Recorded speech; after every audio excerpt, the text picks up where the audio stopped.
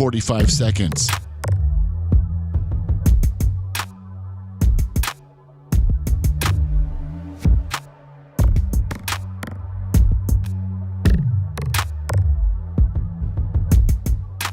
Seconds.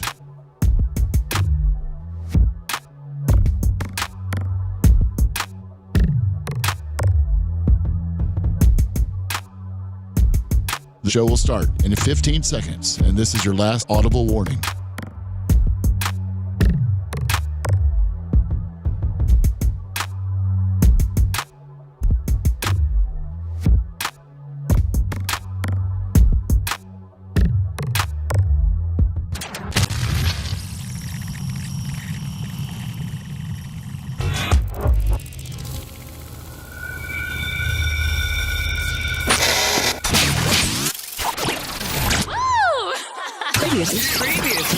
Previously on the Bubba Love Sponge Show. Let's flip the story upside down and blame the guy that is not a suspect. It's not, Now, can you imagine being the dude? You're 100% innocent, but now you got this, groundswell of crazy bitches that are trying to flip the story on you. He's no model citizen himself. No, he's not. He did get married right afterwards. No, he's not that I wouldn't run from that crazy. You find a problem with that? No, I don't have a problem with that. You're listening to the Bubba the Love Sponge Show. Broadcast rights for the Bubba the Love Sponge Show have been granted to the station by the Bubba Radio Network and is intended solely for the enjoyment of our listening audience. Any rebroadcast, retransmission, or other use of this production without the express written consent of the Bubba Radio Network is prohibited.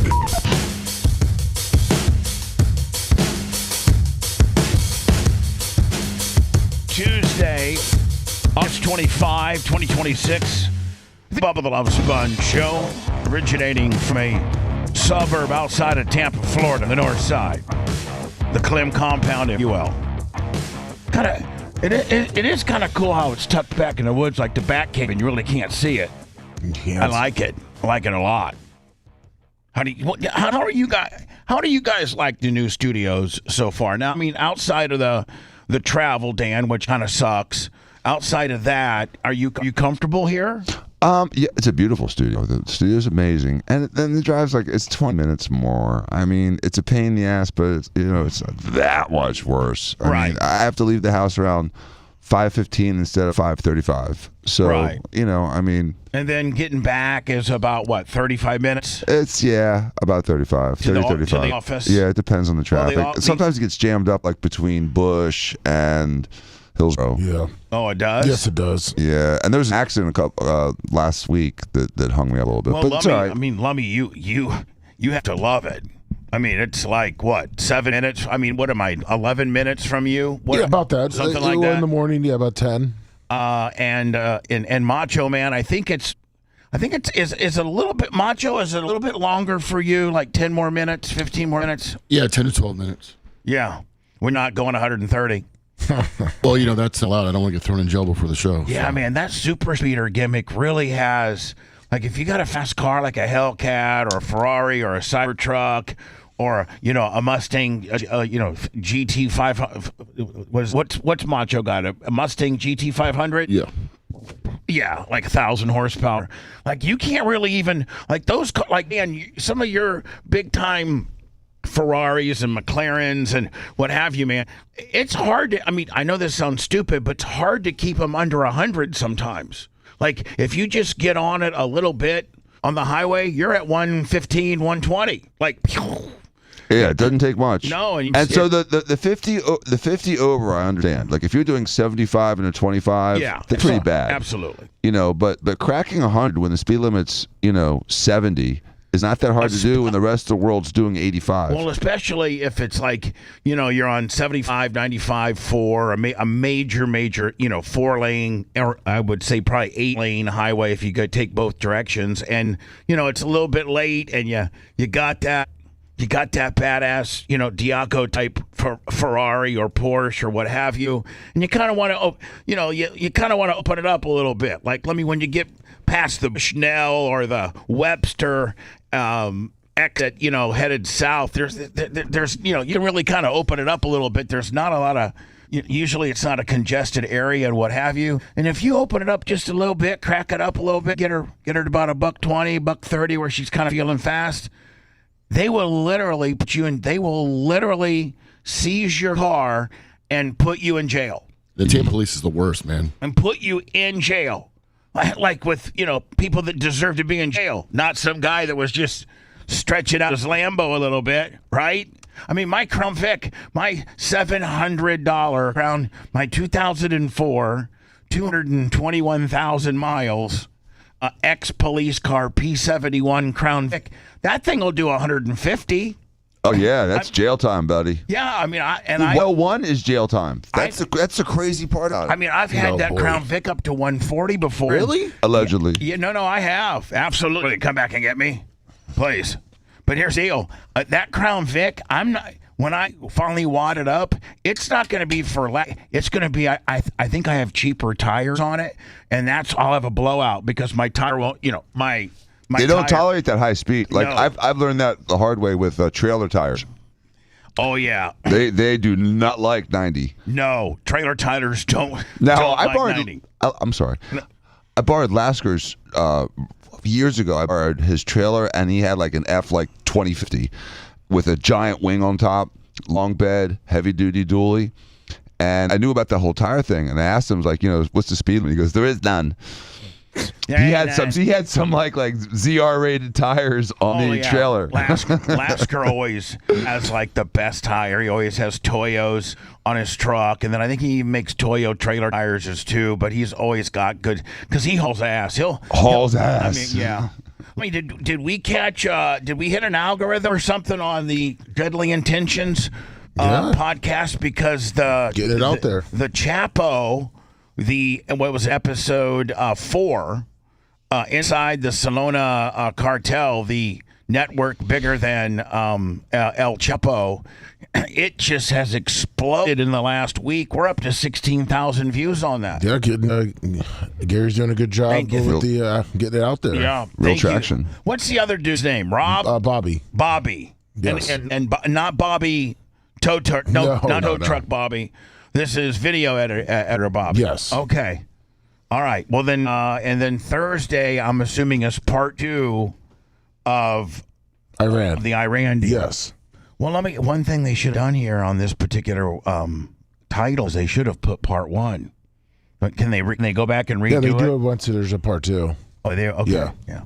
I always feel like I maybe actually have caught like a small little error, and then Lummy turns it right around to act like it's really my it's my ignorance that doesn't quite understand the whole deal. It's just that we have these little meetings and we make sure we have all these things that might be coming up handled. So anyway, Deadly Intentions show on YouTube. Follow us, subscribe, hit the notification bell. There's a new one that comes out every Thursday at 10 o'clock. Appreciate it if you go download and what have you. Lummy, you're gonna have to show me how to go look at the back end because I know that we're monetized now, right? Yes. Yep. Now has Gary gone in and put commercials and we're waiting on YouTube's approval. Oh, so you still gotta wait for that? We submitted everything. Oh, so everything's in. They're like, hey, good news, you're monetized, but now you got to resubmit something for a resubmission based on a resubmission. Yep. And we might say no. Yeah, there's a possibility. No, they say no a lot? No, I don't think so. They say no. They look if you either got like fake views or your stuff. Or you got some sexual stuff or, things like that. I didn't realize how filthy X is. Oh, God, yeah. Oh, my God. I mean, you don't even... Wild West. Well, here's the deal. You don't even need to, if you want to look at porn... Just go to X. Yeah, there's tons. X has got it all. And once you hit it, it just keeps coming up on your feed. Well, yeah. You got to stop hitting it. Well, thank you. But the other thing is, I see that, over the years we've gotten flagged for various things on X, and then, you can full-blown literally find, double penetration, girl, God. You can find anything that's in the porn world, and no matter, I don't think they allow bestiality. I've not looked at it. I'm not into bestiality. Yeah, you don't want to be on that algorithm. And not only that, I don't even know I don't know if I want that in my search history. Where they can go back and be like, well, on Tuesday, August 25th, Clem searched a brunette with a German Shepherd. About like, I've had this dream before. Oh God. I'm honest to God, I'm on porn. I'm looking at porn, like Pornhub or like a regular porn site. Yes. Right. Yeah. And then all of a sudden, And Bubba, while you're on that regular porn site, what genre are you on? usually amateur or like 2 girls, 1 dude, or like I like kind of watching chicks go crazy on each other. I like the MILF deal. So those are kind of but I really like amateur MILF kind of deal. I don't know how amateur it really is, but I think they just use a real primitive, looking camera with a 1 camera shot in the corner, and I think that's about that's amateur, right? Like you don't have a professional film crew or nothing like that. You literally got 1 chick that props her camera up there and lets it rip. But I've been scared to death, and I've actually had dreams where I'm on a porn site, like just regular, like porn that's not to get you in trouble.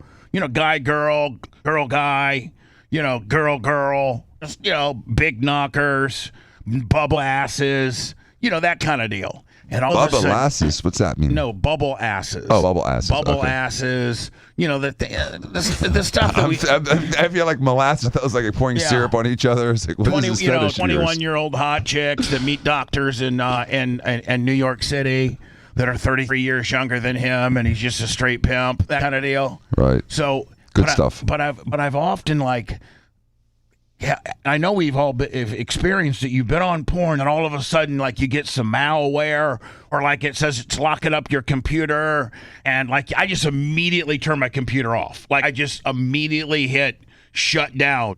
When I get that, is this part of your dream now, or is part of reality? No, that's reality. Well, that's reality, but my dream is all of this. So my dream is reality to an extent. My dream is reality up until this point. So I'm looking at porn, like the Casting Couch and Bang Brothers and all that Pornhub, and all of a sudden my computer gets infected with malware, and it's like children's stuff, like kids. What? No, listen, like somebody has infiltrated my computer and they're trying to put some kid stuff on me. And then I call the sheriff's department and say, hey, I was looking at regular porn, but flashed up some kid stuff. I turned my computer off immediately. Can you come to my house and document that my computer's been taken over with kid stuff, and I ain't into it, and I'm not trying to distribute it, and I'm not trying to click on it. Can you help me? And so my question is, not only is it a dream, but it would be like a question in real life. What if that would happen to somebody? They're like on a regular site, 18 and above, like whatever, and then all of a sudden you get infected. Listen, have you not had it before where like it completely locks your computer up? I have. Oh, you guys don't want to sit here and admit it? You guys don't want to admit it. You're gonna hang me out to dry. I've never had to lock up my computer. I'm just thinking to myself, like I've never had to lock up my computer, and I've never had to put stuff on my computer that. I haven't had it put things on. I've never had it put things on my computer either, and I don't think that maybe they can. I don't think they can just. Well, they can take over your computer, and they can absolutely sabotage you, like you're saying, like plant something on your computer. And I'm sure the government can do that. I'm sure the government can come in, like put stuff on your computer. One of the things when I was up Mark Ober's ass, and I was up Bob Buckhorn's ass, and I was you're gonna be up his ass again, I think. Well, no, the one, what's that? I think you're gonna be up his ass again. He looks like he's got a very strong chance of being mayor again. Oh, he's going to be mayor again. It's bought and paid for. He was in the black churches this weekend. Yeah, it's. One of my black friends said, "Hey, Bob's here." I said, "Ask him about the Jackson House." So anyway, I often thought when I was been driving when I lived for 20 plus years, I lived in Pinellas County. All through my Power Pig and my 98 Rock and 102.5 The Bone, Bubba 98, like all through my Tampa radio career, I pretty much exclusively lived in Pinellas County. So I had to go from Pinellas County to Hillsborough County every day, back and forth to the county, and I've often been afraid with it when I was in the Hillsborough County side of things, and Mark Ober hated me so much about busting balls and talking about Pam Ondi's cousin when he was 15 that got pulled over for dope, and she made it go away. I've just been the guy that really, busted a lot of balls politically, and I'm often was so afraid that I'd get pulled over by a Tampa or a Hillsborough County cop, and they, next thing you know, there's a kilo of cocaine or something in my trunk that they put in. Now, don't forget, this is way before body cams. Like, right? Think about how... that's the day where they could put a gun in your car, and, and no one would know. Think about how potentially dirty copping could have been back in the day when, they would walk up to your front door, and as they were walking by your left rear tail light, their nightstick knocked it out. Oh, you got a rear tail light here out. You mean the one you hit with your baton? I don't even know what you're talking about. There are no body cameras, and it's your word against his word, and he's a sworn police officer, so everybody believes him, right? And no one had dash cams. Nobody had dash cams. Nobody had body cams. Oh, Mr. Clem, what's that big zippy bag full of white substance behind you? Nothing. Oh, well, that's not what I'm seeing. Can you please step out of the vehicle? Right? Yeah, or you were doing 80 and a 50. It's like, no, my dash cam will prove I was only doing 65 and a 65. And so I'm just saying, like, it wouldn't be like, with all the hackers and what have you, they throw some kid porn on your deal on your computer, and then I think if that would happen, I think you probably should call the police and report yourself as having been hacked with something very disturbing, and you don't want to, I'm just literally stepping away from my computer because I don't know what to do next. The other thing, maybe you just put that thing in salt water and throw it away. They still know the IP and where the IP originated, like where your IP was. Your router, your wireless router has a certain IP, right? Yep, it's a fingerprint, and your bill shows you what your IP is, so you can't take the IP and throw it in the river either, because that IP at one time will come back to your home, right? Yep. And so what do you do? I think you literally got to call the cops and say, "Can you send a couple detectives out here?" But then you're saying, it's like saying, it's almost like if you're like an arsonist and you call the cops on yourself, like, I have this like gasoline in my garage, I don't know what to do, just come get me. Yeah, because then you have it on your computer, and it's like, I think it may be a strict liability when it comes to something like that. It's like, it doesn't matter your excuse. Do you call Kevin? Do you call Kevin and be like, Kevin, I need a lawyer. I need to lawyer up, I think. Yeah, you probably call an attorney. Yeah, first, and then, a criminal attorney that specializes in that, and ask him what to do. Right, and maybe have him broker the surrender. Right. I don't know. Anyway, that's what I'm scared. Because if you have some stuff on there that you forgot that you looked at in the past. What about that thing you looked at 8 months ago that she was dressed like she was 24, but she was really 17. I don't really dabble. There's nothing. That's the problem. There's no porn that I look at that's even like fringe could get you. Like, I wouldn't have a problem with the police. You got Porkies. What if you got Porkies on computer? If you have Porkies on your computer, does that mean you have child porn? Arguably. And tell me how many people right get after arrested Blue Lagoon. How many people are getting arrested for having Porkies on their computer? Hey, man, what are you in for? Man, I shot a whole family of 6. Man, what are you in for? Man, I ripped off 3 pickup trucks at the... okay, and what are you in for, buddy? I had Porkies downloaded from Blu-ray to digital on my computer, and I was watching it on my flight to New York, and they got me I'm in for child porn for watching Porkies. Couldn't you at that point? I got Girls Gone Wild, and there's a 17-year-old on there. Yeah. It could be the pitch of the prison. So anyway, that's a concern. Lummy, I'm a little bit I really can't get into it right now. So how does your dream end? My dream is that I call the cops and they come over to the house and they're like, they know they can see the time that it was downloaded, and they can see forensically that I haven't dabbled any of this stuff and that my computer did get infected, and they tell me, they erase it and tell me not to worry about it. You did the right thing, like, you're good. Or Mark Ober gets back in office and they throw me down to the ground and I'm next thing you know, the headlines is, and then, God, how much would the Tampa media love to be able to report Bubba the Love Sponge computer found with child pornographic images.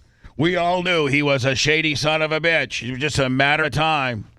Really? I mean, they would love to report that, right? Oh, headline news. They don't want to report Bubba the Love Sponge's computer got infected with malware. He responsibly called the police, and they could see that it had been downloaded just within the 30 minutes of them getting there, and that Mr. Clem had never dabbled in any of this stuff before, and Mr. Clem's okay.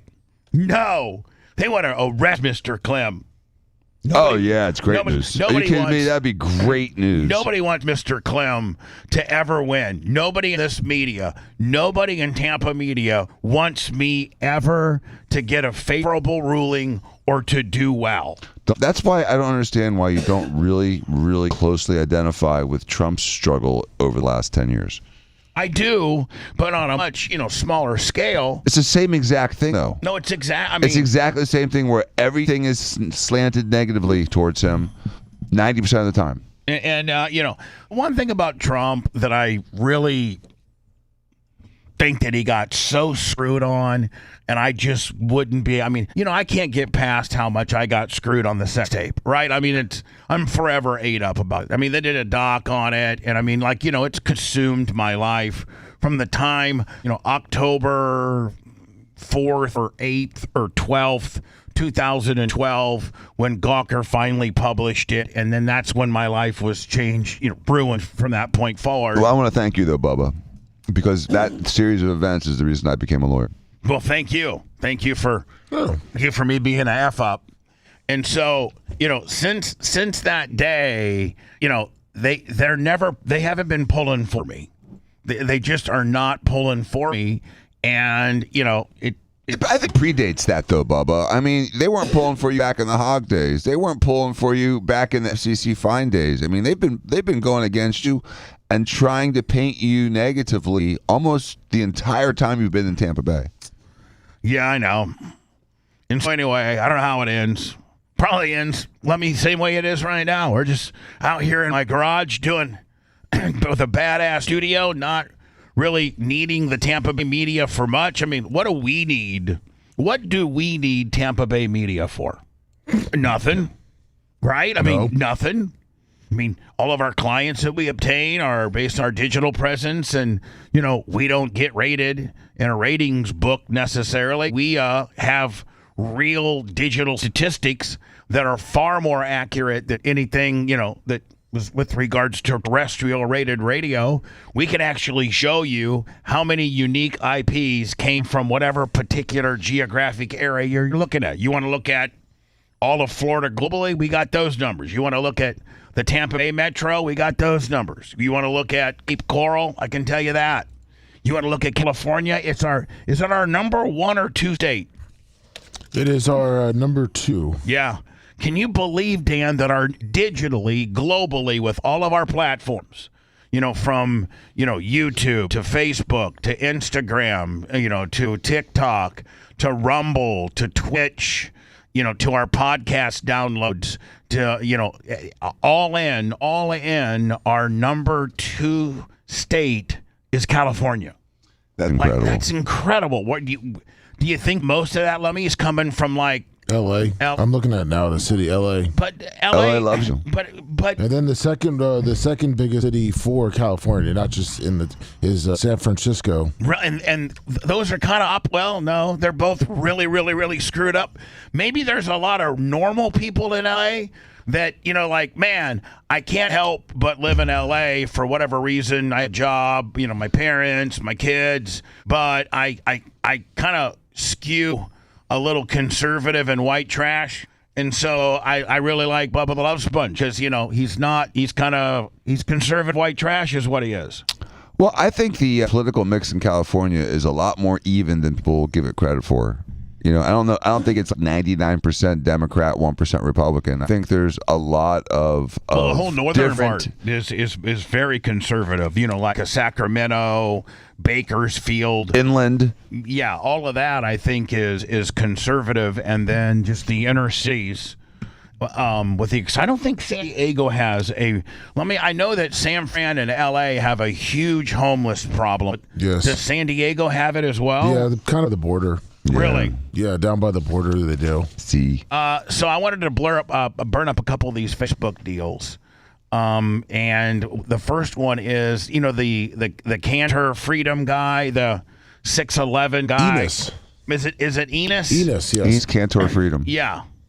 Is that his real name? Yes. Like, did he change it? No, I don't think so. Enes Kantor Freedom. Yeah, I don't know why he's got 3 names and they use 2 of them sometimes. Yeah. It's very confusing, Bubba. Right, I like agree me with you. being And they Bubba. say just freedom, which confuses me. Me being Sponge, me being Bubba, me being Bubba the Love Sponge, me being Love Sponge, me being just Bubs. Like Dion. Sponge. Ain't no sponge like the one I got. Dion just changed his phone number, and Sunday he's like, Sponge, new, prime. I'm like, okay. Glad he included you. Yeah, thank you. Thank you, Coach. kidding. Thank you, Coach. Anyway, the guy, what is it, Royce White, or who's the other player, Lummy, that's trying to be draft eligible for the WNBA for the 2027 draft? Is it Rory or I know Alex Stein had him on. Royce White? Yeah, Royce White. Maybe get a hold of Alex while I'm gone this week and see if we can get a connect for Royce and have him on the show. Will do. Are you a trans woman? Well, I want to make this very clear. Are you a trans woman? Listen, Section 13, right? Article 13, Section 1 says if you identify as a woman, then you're allowed to play. So you are identifying as a woman tonight? I identify as a woman, sure. I will tell you this, man. Oh, boy, he's got his eyebrow. Probably only one human being on this earth has better eyebrows than him. And The one and only Jimmy Cleavis. Jimmy Cleavis. I mean, Perfect eyebrow, man. Dan was completely dancing with me. He knew exactly what I was talking about. Amongst He gets it waxed, threaded, dyed. You don't understand. His Jimmy Cleavis. Not only could he be a model about a lot of different things, An eyebrow model, but he could absolutely be a A-lister, high-end male eyebrow game. Like his eyebrow games, he gets them threaded, he gets them needled, he gets them waxed, he gets them lasered, he gets them everything. Wow. My boy Jimmy Cleavis. You know who reminds me of him is The Witcher.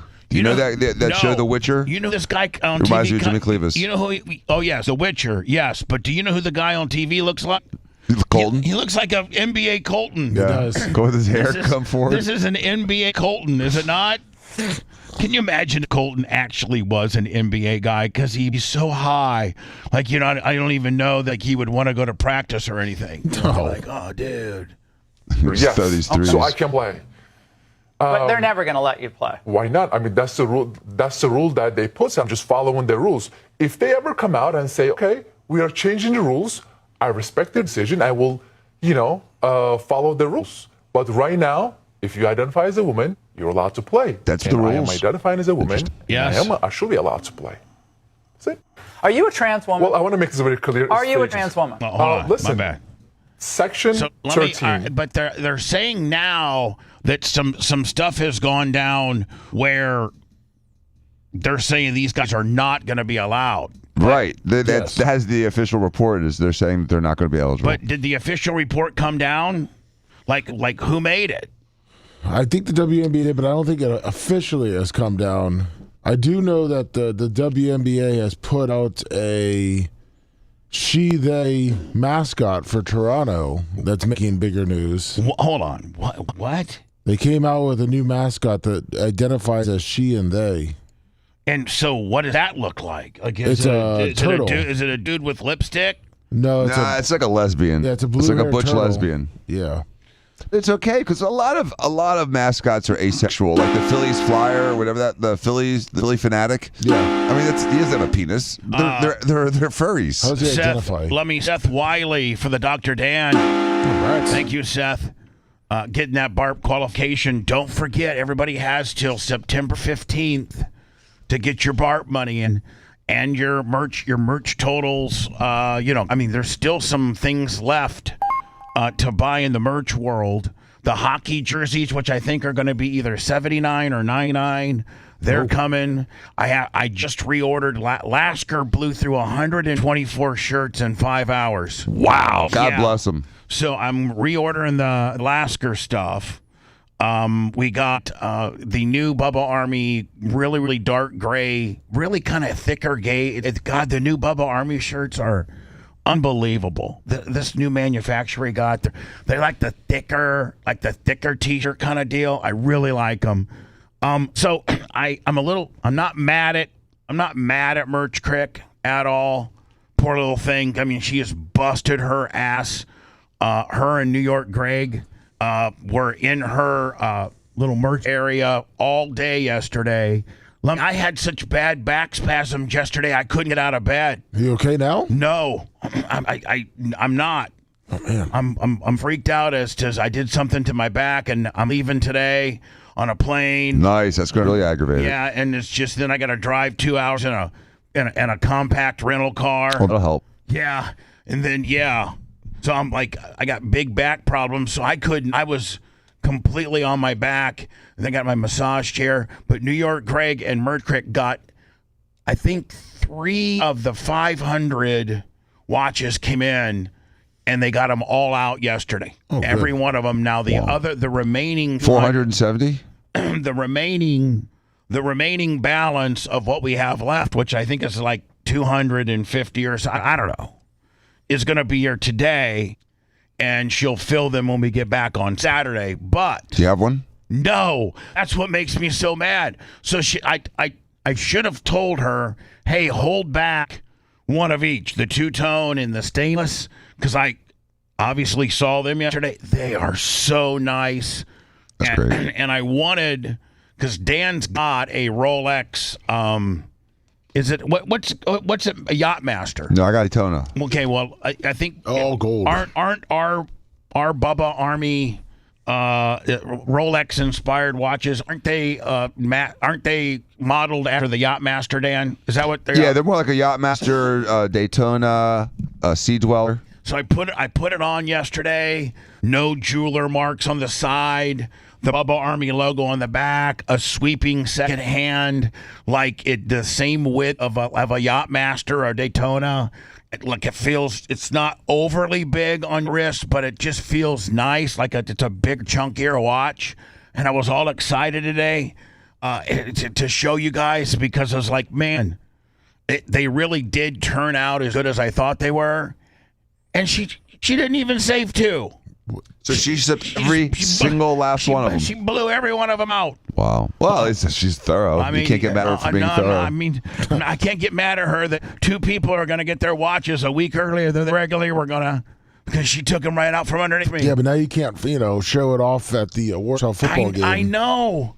I wanted to take one to... Yeah, kind of. How many guys are going to be at the Warsaw football game with their own watch? Yeah, none. One. Exactly. The most popular man ever born in Warsaw, Indiana. Google it. Google who's the most famous person to be born in Warsaw, Indiana. And you know what? As much as everybody wants to hate on me, it's me. It says Bubba Clem. Own scoreboard that you're looking at there to welcome transgender fans. So WNBA, on their own scoreboard, it says, welcome trans liberty fans.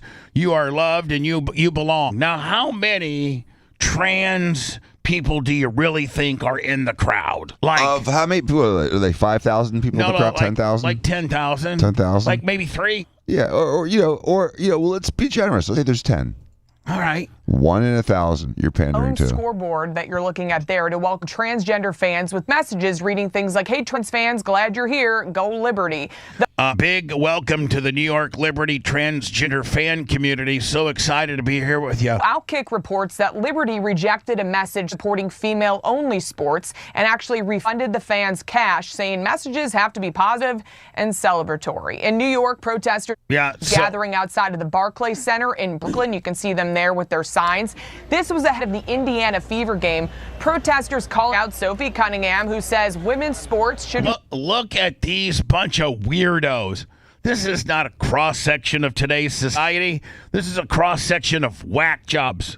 Maine for biological females only. So, Cunningham Bubba, says she'd much rather just talk about the game, but doesn't understand why the NBA and the WNBA rather. What? Does that make you want to go to a game? No. Exactly. No. It's becoming, they're clowning themselves. Liberty. And they don't, because you don't go to the games for the basketball because the basketball level of skill sucks. I mean, there's about 6 of them out there that can play. Right. So the Liberty, they rejected a message, and it was a paid, advertising on-screen type message. I don't know what that costs to be in the arena and, advertise on the scoreboard or a scrolling message. But they rejected a paid message supporting female-only sports and actually refunded the fans cash, saying messages have to be positive and celebratory. Well, how is giving an attaboy or supporting female-only sports, how is that not positive and celebratory? You're celebrating young women competing, in sport. Like, it's bizarre that the WNBA is afraid of a person wearing a shirt that defines a woman. Yeah. I mean, that's just the ultimate irony. So anyway, I wish I had 2 big hunkin' watches to show you guys. And don't forget now, I'm gonna have the hockey jersey up, probably the Lasker reorder, maybe a white. Didn't Lummy say we needed to make white Bubba Army shirts? Yes. I might order some white ones. Oh, good. And so all in the next 2 weeks, so that you can use that clothing total for your BARP deal if you're cutting it close.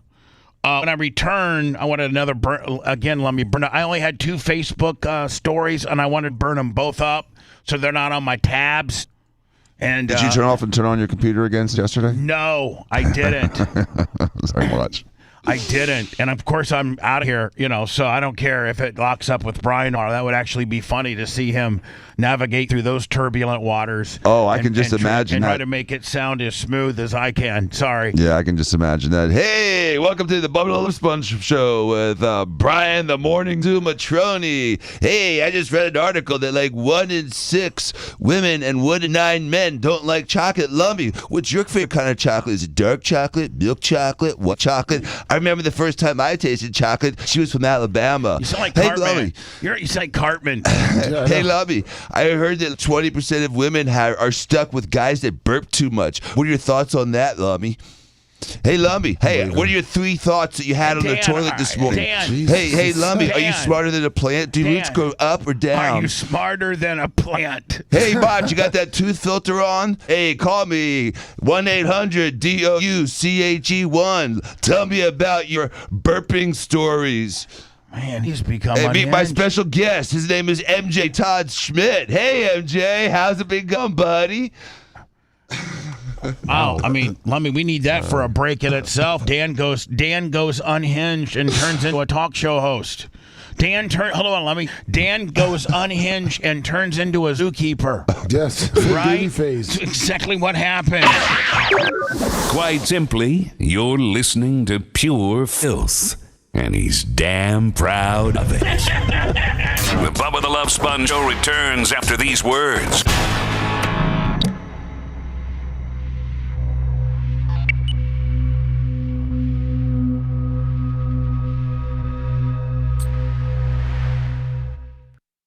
My thumper? Thumper? Those little things that like... Yeah. That would help. Okay. Just rubbing it. Also, what helps is sitting over laying down, because it keeps it stretched. Oh, really? Yeah, like lean forward to your knees, but keep stretching it out. But yeah, like that. Okay. Stretch it. Don't let it spasm. Don't let it cramp up. Like my hamstring's doing that. I keep having to stretch my hammy. But you know what? You probably should be on some potassium and magnesium. Yeah. Because my hands cramp up when I'm low on potassium. Yeah, well, also when I drive a lot. Yeah.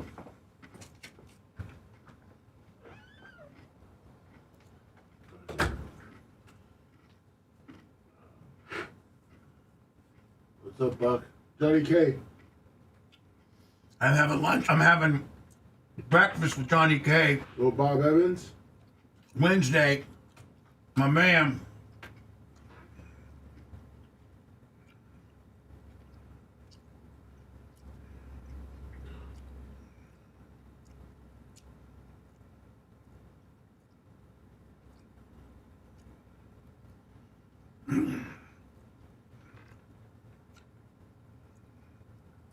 Man, damn, you might want to have that ready for Brian. Yeah. You know what I'm saying? Yeah. I got that written down. And have it pulled. Ready to go.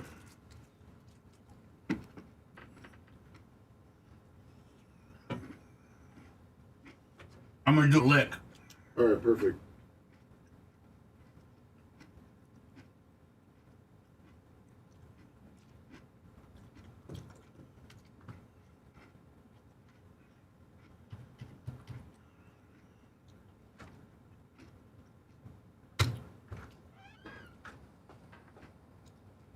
Yeah, I am disappointed I don't get to see one of those watches. I was looking forward to seeing it today.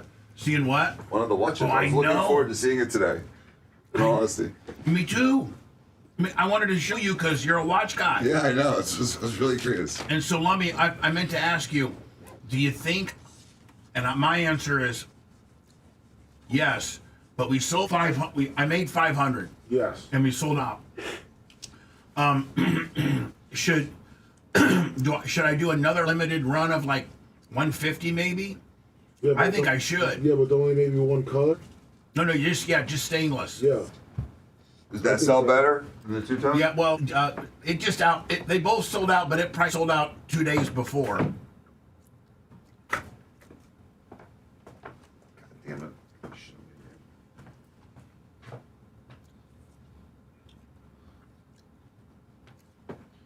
So, Lummy, is this the closest that it is to me? Currently, yeah. I'm working on it. That's it. It's gone right there. Yep. What's that one? I don't know. I haven't. That's new. What is that? That's just where you Where's are. that? Where That's at? you. That's That's me. you. I'm That's gonna me. say because yeah, Yeah. they're trying to expand out. They're really big in Lakeland. That's where That's they're where they're from. Oh, okay. That's where the warehouse is. Oh, that makes sense. We got to get them in.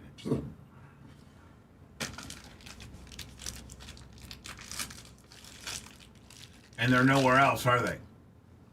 They just haven't updated different stuff on their line. Okay. Good morning, Snook Slayer. Paint Powers. You can get it on Amazon. Yep. And their online site is easy. Good morning, Carly Hall. And they Yo, got to Greg. ship their own shipping department, so Snook Slayer. Yeah, so you can just order right here. yeah. Organic Gene, Grouper Lips, Dirt Merchant. Good Buck. I haven't had the mango. It's good. I tried it. We got it out there. USMC. Heather Spin. Erica. Oh, it's Erica. Johnny K. Stacy. Steel Slinger. Natalie. Johnny K. That's Bob Evans. Lummy, don't blow up my spot. Oh, you already said it. Oh. Thank you, Jip. Yeah. Thought Clem's mistake. Jeff Kendall. Martin. Fuck you. Section. Inzer. Cash. Big Buck and Bob Cook. I drew the pool guy. Good morning. Honoring.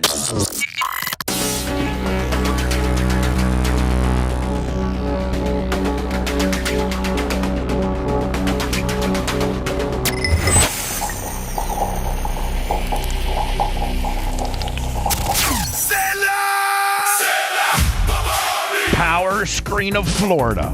Rock solid and rugged quality. Power Screen of Florida, the experts in design and manufacture of crushing, screening, washing, grinding, and recycling equipment. With locations in Florida, Georgia, Texas, Dominican Republic, and Central America, there's got to be one near you. Real simple to get a hold of them, my friends. PowerscreenFLA.com. Power Screen of Florida. Rock solid, rugged quality. If you're looking for that non-offensive broadcast. You're in for a surprise. You're listening to the Bubba the Love Sponge Show. I love the sponge. It's not that kind of love sponge. Back to the Bubba the Love Sponge Show. Jay, don't know if Jay's from the Enclave or he's here today. Don't know, haven't heard yet. It doesn't matter. I love the way the Enclave sounds, and it's probably a little more convenient for him. He's super busy these last couple of weeks. Yeah, he's slamming. Plus, he's got your big case. Have you guys started the process on it? Yes. Yeah, of course. Dan's not full of piss and vinegar when we want to talk about that. Okay, Fabe.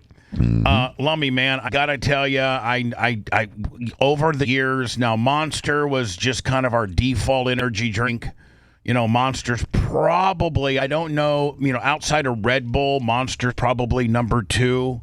Maybe, I don't know. I don't know the top 5 energy drinks in America or the world globally, but I would assume that Red Bull, although I think Red Bull tastes like battery acid, I really do. It's amazing they have such a block on such a chunk of the market. Yeah, it's amazing because it's literally, it's the grossest like ever. And then Monster obviously is probably one of the best tasting ones of the big 5. You got NOS, Celsius. you got all that. Has a huge market.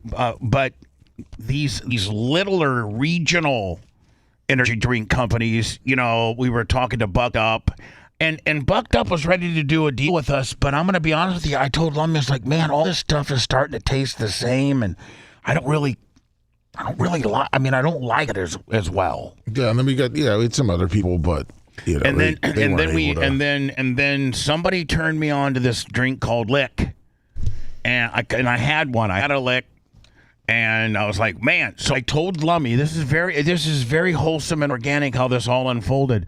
I told Lummy, hey, I had the Mango Crush, and I had somebody had gotten one of those shorty cans. Yeah, and I was like, what is this? And like it's Lick energy drinks. And they come in 16 and then 7.5 ounces. Because a lot of times I won't finish an entire can. So they Lick. And it gets warm. Yeah, and it gets warm. But Lick, they have 2 sizes. They got the little mini, which is 7.5, and then they got the 16. So that was kind of a neat gimmick. I drank this Mango Crush, and I told Lummy, hey, let's get a hold of these people. Let's, see if we can get some free product and drink it, and see if they want to, maybe the official energy drink of the show. And Lummy, I think that we're close to cutting that deal. Yes, we are. They're great people. They really, really are. They're regionally owned, and they're just starting out. They really are. And so, if you don't have Lick energy drink at your local Wawa or your 7-Eleven or your racetrack or wherever you, even your Publix, or your anything like that, just tell the manager. This is how organic grassroots, distribution starts. Is somebody tells their, Wawa, racetrack, whatever, 7-Eleven, they tell their cashier, hey, I'd really like for you to carry Lick energy drinks, Lick. You can go to drinklick.com. That's their website. You might want to look into it because I come here every morning and I'd like to buy a Lick. I'm tired of this monster. Just, I can't. I need a change. And then for you to able to get Lick, chances are they're not at for our fine people in California, and they're just starting out, and they're slowly getting their tentacles into distribution around the Central Florida area, and we're trying to get them some traction here in Tampa. So make sure you walk into your convenience store or wherever you buy your energy drinks, and you may not think it makes a difference, but it does. Johnny K said he ordered some. He's already got it. So they shipped to Indiana in a couple days. So Johnny K, who I'm having breakfast with on Wednesday, my boy Johnny K, Bob Evans. I think it's going to be me, Erica, Larry, Mary Lou, Johnny K. I don't know if John's bringing his wife or not. He might. I think she works during the day. I think she's richer than Johnny. Oh, wow. I think Johnny might be getting, listen, Johnny's the whale, right? Yes, he is. I think it might be Mrs. Johnny's money. I think she's came from a millionaire family or something. I think she's an heiress of some kind of sort. I'm just completely Thank making you, Miss, stuff up right Johnny now. K. Yeah. So anyway, I'm having lunch with John K.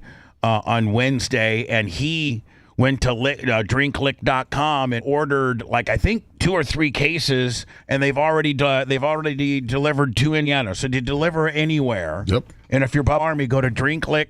Now, we need to get a hold of the Lick people, and so there's a Bubba promo code. That's what we're working on. Okay, so soon on drinklick.com, we're going to have a Bubba promo code. Very soon. So, very soon. So, appreciate you. Thanks. This is my last Facebook story, too, which should make my computer a little more efficient. I'm trying to be mindful as to what Macho Man said and not have as many Facebook tabs open because Facebook really eats up the memory. And this seems like a good thing. I know people are flipping out over it. All these people that think that illegal immigrants should just be able to come into our country undocumented, roll around, get arrested, and if you're in a sanctuary city, that city, their liberal-ass, crazy, woke and weird mayor, basically directs its police force not to work with ICE, and they won't, detain illegal immigrants. When they pull over these illegal immigrants in their community and stuff, they fast-track them right out of jail. Now, you be some stupid white guy and some cool-ass brother, some black guy, but you're an American. You're an American black guy or an American white guy, and you get pulled over, or you got a bag of coke, or you do something bad. Well, they're gonna throw the book at you, buddy. You stupid regular white guy, and you stupid regular African American, like you dumb black guy and you dumb white guy. You know that we hate Americans, but if you guys were Puerto Rican or Dominican or Nicaraguan or from Honduras or Colombia, or doesn't matter where the hell you're from, as long as it's not from here, we're gonna cut you a break.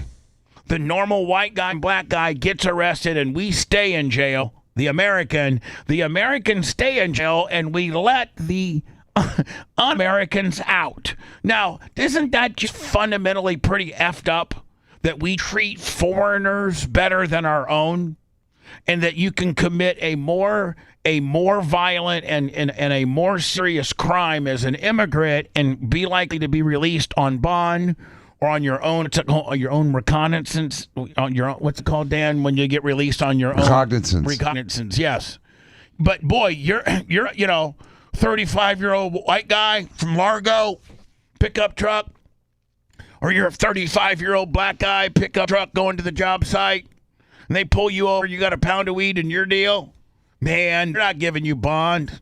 They're not letting you go. You're an American. You got to do all of your time. But we don't let Americans go out, but we let immigrants go. And then they go commit crimes and choke out chicks and slice throats and rape kids and, burn down houses and murder women and go to the subway and throw grandpa onto the tracks. Like these illegal immigrants, that's one of our major problems in our country are these local and federal judges, these liberal-ass federal and local judges that absolutely give illegal immigrants a hard pass on most of the bad stuff they do. I mean, the recommit percentage of illegal immigrants that have been arrested once, most of them get arrested 4, 5, 6 times because they're criminals.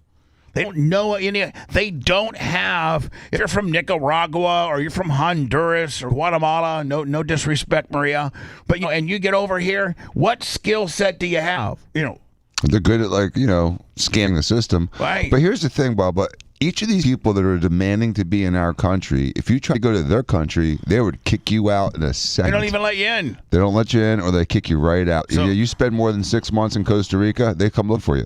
Trump administration's expect. Now this, I like this because it looks like we're hunting immigrants. Now I know that sounds very Hunger Games, and I'm not trying to be that way, but I mean You want to give them a bow and arrow? No, good luck. I think we should go out and try to hunt and round up these illegal immigrants to the largest quantities that we can and start a mass deportation. And it sounds like That's what just got passed, and what Trump's getting ready to do. The administration is expected to launch the largest mass visa revocation in history, targeting up to 200,000 foreigners over time, according to officials. They are business and tourism visas of foreigners who have applied or are actively currently seeking asylum in the U.S. A State Department spokesman says they are coordinating with Homeland Security to identify and revoke the non-immigrant visas of foreigners who have come to the U.S. short term, but then file for asylum to stay permanently. Is this some kind of Iggy Lummy that, all the immigrants know you file for a yippee-yo short gimmick and then you try to play the long game once you're here? Is that how? That's what they say. They say like in the countries they're like teaching them what they need to do, or even when they get here, they're telling them what they need to do. They got to go through like a How to Get Into America course? Yeah. There's NGOs doing that and funding it and giving them legal representation and giving them, apps to get through the system. I mean, it's disgusting. They're doing everything they can to undermine the system. I don't think we've ever been more un-American than we are right now. Like, because you're attacked if you're pro-American. I know. I've never seen that. I've never seen that. Being American is now a second-class citizen here in America. Imagine, Bubba, when you were in high school, someone said the flag triggers me. I'd be like, bitch. Be like, shit triggers you to be patriotic and to love your country. No, it triggers me. I got to stay in the bathroom while you guys do the national anthem and pledge allegiance. Are you kidding me? If you were my age, they'd kick you. They would go in there in the bathroom, yoke your ass up, and make you stand there with your hand on your heart. Mm-hmm. Is likely to face little challenges. Brett? We'll follow that, Mike. Thank you. Thank you, Mike. Appreciate it. So now... Oh, this. Dan, you've not seen this. I actually did. I did in the prep. Oh, you did? And we're because you're the person that could potentially have my son's grown, my son's 25, Lummy's little guy is 4. So, this particular scenario would be closest to you and Danny than it would be to any other person on the show. Brian has Trey is already in college. And Brian obviously has a daughter, and so the only person in our squad, so to speak, that could have potentially a high school boy on a football team where he'd be getting his ass ripped by chewed out by a coach, and the coach does what this coach did, hit little Danny right in the balls, and would you go unglued? Would you come unglued, Dan, if this was you? Or would you say it was a mistake. Coach was mad. He obviously just kicked the ball out of madness, and it happened to hit little Dan's balls? I don't think he was trying to kick the ball into the guy's balls. It's hard to kick a football with purpose. Right. And he was kicking out of frustration. And so I think, the only thing that's bad is I don't know if you fire the guy. I think he got fired. He did get fired. Yeah. I think he did, but I don't know that I would fire the guy over it. The only thing that I didn't like about it is after he kicked the ball and hit the kid right in the balls, he turned away like he didn't care. Yeah, that was the only thing that I could think was absolutely a little malicious. Yeah, I'd have gone up to the guy, dude. So I'm so sorry, bro. I'm sorry I kicked it. I was mad, but I didn't mean to kick in your balls or in your face and knock out a tooth or knock you out. The difference of you potentially keeping your job, or if you just walk away with whatever pissed off swagger you had, like this guy. Maybe that is exactly why they fired him, because most of us would just have immediately run up to kid and be like, whoa, I am so listen. That was not what I meant to do. I am so sorry. I can see where you're absolutely hurting. Let's get you over here to the bench. I want you to sit down, or lay down, stretch out, do whatever. Do we need to get some ice? Do you need to go? Let's get you into the locker room and have trainers assist you. See that you're okay. Dan, maybe start icing the guys. Give the guy some ice to put on his balls. Yeah, just don't massage him for him. I don't think he came back over even and talked to him. Dan, when you're giving a kid ice to his balls, that's very much a hand and leave. Hand the guy the ice and walk away. Hey, Jim, here's a bag of ice in case you want to put it on your balls. I'm taking off, but here's a bag of ice. If it makes you feel better, go ahead and put them on your balls. Yeah, so if the ambulance comes, they put him on a stretcher. You don't want to be the guy. You want to be the guy holding the respirator. Not the guy holding the ice on the balls. Exactly. I'm the guy holding the helmet and his cleats. So this coach is full hot. He's full hot. He's mad, like all coaches, and he's cussing and cussing. He starts cutting the promo before he's even in the frame. Oh yeah. And he's full John Gruden hot, is he not? Yes, yeah. which also gets coaches in trouble these days about yelling at kids. They even yell at kids.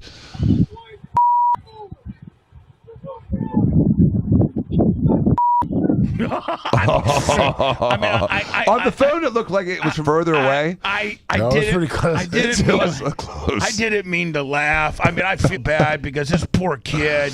Nothing. We've all gotten racked, like whether we wrecked on our bike and our balls hit the cross section. It's happened to everybody with testicles. Or we're playing baseball and the ball, like Lummy, when I played catcher, I even though I had a cup on, my inside of my legs and stuff from foul balls and various wild pitches, you'd be beat up. And so, man, we've all been hitting the balls. Now, did this guy get hurt? Like, did they? I mean, he went down. There's like anybody would if you got hit in the balls. I don't think you ruptured a testicle. I'm like, dude. But and so they're right. The coach just walks off like a dick. Still yelling. This guy literally goes right down to the ground. You can see these writhing in pain. Everyone's like, dude, you're right. Yeah, finally the teammates are like, well, hey, Jim, what's going on, man? I got my balls. And they just, at that point, they just ache. And see, all the guys can understand and appreciate how. And I still don't see the coach. No, I still don't see the coach. No. Yeah, that guy's an asshole. He needs to be fired immediately. They should let this lady coach. Yeah, exactly. God. So, I just don't get it. I just don't get it. Like, why do we gotta be so weird? And like, why can't we just all conform a little bit when it comes to our education system and to the people that are potentially teaching our young children and parents of young kids? Why can't we just be normal? Nope, look at this thing. And I'm calling it a thing. The dividing line in America is no longer right and left. It's between what is normal and what is crazy. Now, I don't know. I think this guy who identifies as they, them, I think that he might be a teacher. No way. Whoa. This is a teacher, or is this a woman, or is this a guy? This is, I thought it's a woman. I don't know what it is. You know what? Let's try to navigate through it, because it doesn't really give us much of a description, right? No. It says the dividing line in America is no longer between right and left. It's between what is normal and what is crazy. So maybe this human being here lays out, Dan, what their pronouns are. Pronouns.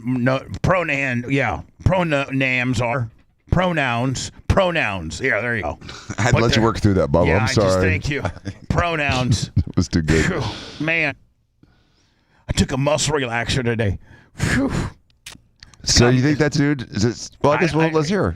Let's see what this human being identifies themselves as and what their particular issue is. It looks like they are at the Oshkosh Area Board of Education. So I'm assuming the Board of Education, That's what, in Wisconsin? In Wisconsin, yeah. Oh, boy. Agenda. So this is, Dan, it looks like to me it's the agenda is related public forum. So this is where everybody gets their 2 minutes to talk. Mm-hmm. And so I don't know what this is and what this is mad about. This isn't Alex Stein in a suit? No, this is a shoot. Like this person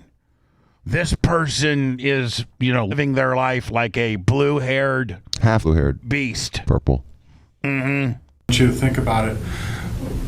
Why is this such it's a dude. A roadblock?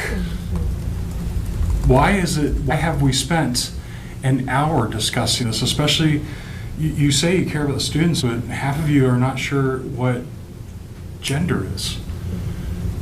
Especially transgender. I know the lawyer said transsexual earlier. That's not the correct term. It's transgender. I'm a transgender woman. My pronouns are she, her. And I will only accept those pronouns. I will not be addressed any other way. And in the workspace, I'm protected by that. Our students should be too, especially when they're not over 18, don't have a voice. Now, hold on. So is he a teacher? Because he says the students are protected and he should be too. So, well, I mean, first of all, I do want to have to compliment this person, because this person is very well spoken and very calm and articulate. So this is one of the first people you actually are listening to. Have you noticed that, Bubba? Because you don't immediately have a defense up, because although visually it's a freaking clown, but when this person opens its mouth, if you were to close your eyes and just hear this person speak, it's got a wonderful, warm voice. Right. He's speaking very calmly, very articulately, and very intelligently. He's actually trying to make a good argument. All right, here we go. Pronouns are she, her, and I will only accept those pronouns. Well, I'll kick your ass. I will not be addressed any other way. And in the workspace, I'm protected by that. See, that's where you lose me, is where in the workspace you make me call you something that you are not and that I don't believe you are. So, like, where your rights start and mine end. Yeah, my pronouns are king and your honor. Yeah, and if you don't address me as that, I don't want to talk to you. Also goes by his name is Princess Cora. Okay, Princess Cora. But like what I'm saying is, so as much as you feel you have the right for people to have to identify you as well, how about Princess Cora? How about the person's right to be able to have freedom of expression and freedom of speech and be able to tell you what they think? As long as they're not being derogatory or... Well, it's derogatory to them. That's the whole point, Bubba. And derogatory is protected. You could be derogatory. There ain't no crime to be derogatory. What I'm saying is it's not illegal for me to say, listen, Jim, I know your real name's Jim McGillicuddy. I know that. You're not Princess Cora. And I know that you're a male. I know that you were born an XY. You're a male. At least, growing up with you there, Jim, you have been. Now, you've gotten down this weird transphobia path, and I don't have a problem with that. That's your world. You got to live with yourself for the rest of your life. But you can't make me call you what I don't think you are. You can't make me call you anything. I can call you anything I want, really, quite frankly. But I'm going to be classy about it. I'm going to call you Jim, and him, and he, because that's what you are deep down. That's how you're wired, my friend. You still got your ween too, I bet you, right? Yeah, all 1 inch of it. Very, very few people that are doing this cut off their ween. They usually leave their ween. Now, 4 years ago, they were all cutting the weens off, but nowadays it's better to keep your ween. You can have the best of both worlds because you can always go back to the ween. Right. But you're trying to live without the ween, but you don't got to lop off the ween to live without your ween. It's unbelievable, our culture and our society nowadays. Yeah, I mean, I can understand them saying, well, we can't just base rate or gender on genetics anymore. But we can actually draw the line at whether or not there's a ween. Right. So, I mean, deep down, you can't make me call you a girl when you're really a boy. Like, I'd be way more sympathetic to the swimmer, Leah Thompson, if he had his wing turned inside out.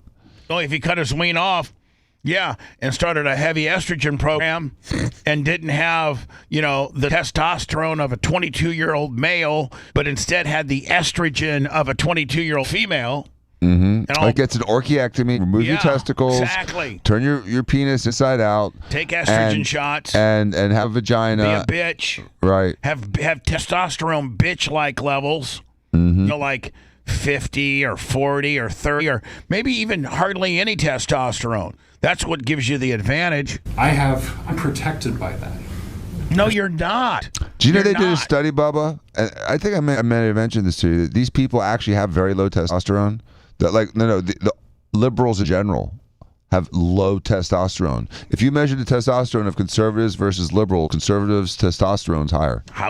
Because they're more manly in some instances. Doesn't it be a man in the liberal world today? Students should be too, especially when they're not over 18, don't have a voice. So hold on, because they're not over 18 and they don't have a voice, you want them what? What are we talking about here? So I'm just imploring you to go beyond what I look like and what I have between my legs. Please don't look into that. But I'd like to be a girl, him, her, she, we. Just really consider, what is this fight really about? Why is it such entrenched? I know we hear a lot about religious liberty, and quite honestly, I grew up in Christian education all through college. I don't remember any of my doctrinal classes mentioning only male and female, and that's the way it should be. If you feel it is, awesome, good. You get to believe that. You don't get to impose those beliefs on anybody else. No, hold on, but you don't understand. Imposing those beliefs on everybody else is just science. It's not anybody's attitude or anybody's opinion that's trying to be mean-spirited to you. It's just strictly science. What are you? And you can't make society call you something that you're not. And that's where the wheels have fallen off on society, where we're even considering doing it.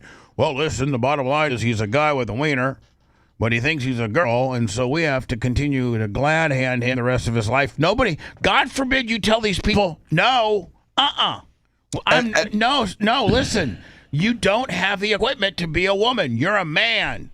Now, you can bamboozle some people you hang out with to call you whatever you think, but I'm just telling you, legally, like if a cop pulls you over or you're going to prison or something that would require for you to be your true identity, you are a dude. And Bubba, there's really like several different levels of this. You know, first of all is like your right to privacy, and that's why people have the right to be trans if they want to. Yeah, I don't have a problem with that. There's no problem with that. I don't think anyone has a problem. Law, what we have. Don't give them extra rights, is what I'm saying. It's like they don't deserve super rights like the elderly do, like children do, like a pregnant woman does. Those people get super rights. Lummy, you know what? I'm elderly now. Yeah. I got more rights. You sure do. You sure do. AARP. And that's actually what religious liberty is. And then the third part is participation in sports. So it's three separate issues. First of all, everyone had a right to be trans. There's no one saying anything contrary to that. No one's saying you should go to jail if you're trans. No one said you should be burned at the stake. They have the right to be whoever they want and feel like they need to be. The problem is should they get extra protection and rights? I don't think so. And then the third issue is participation in female sports. There's three separate issues that all get looped together as trans rights. It's not. They're three distinct and separate issues, and I think we should be able to debate all three individually. And I'm at the forefront of number one, and that is you being what you, as an God adult, bless you. As an adult, you can be whatever you want to be. Right. I don't care that this guy's got half head of purple hair. Yeah, I don't care. care. It doesn't bother me that his boobs are almost as big as his fat arms. It doesn't bother me that he's got a 1-inch penis. It doesn't bother me that he has his own feelings. I don't care.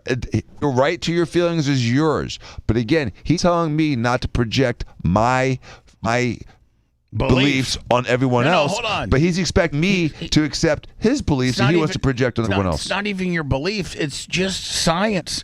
It's not even, Dan, you didn't invent the fact that women are XX and men are XY. That's not your invention. That's society's. Like, that's just, Right. Like, exactly. It's not your rules. It's the rule of the world. I don't know.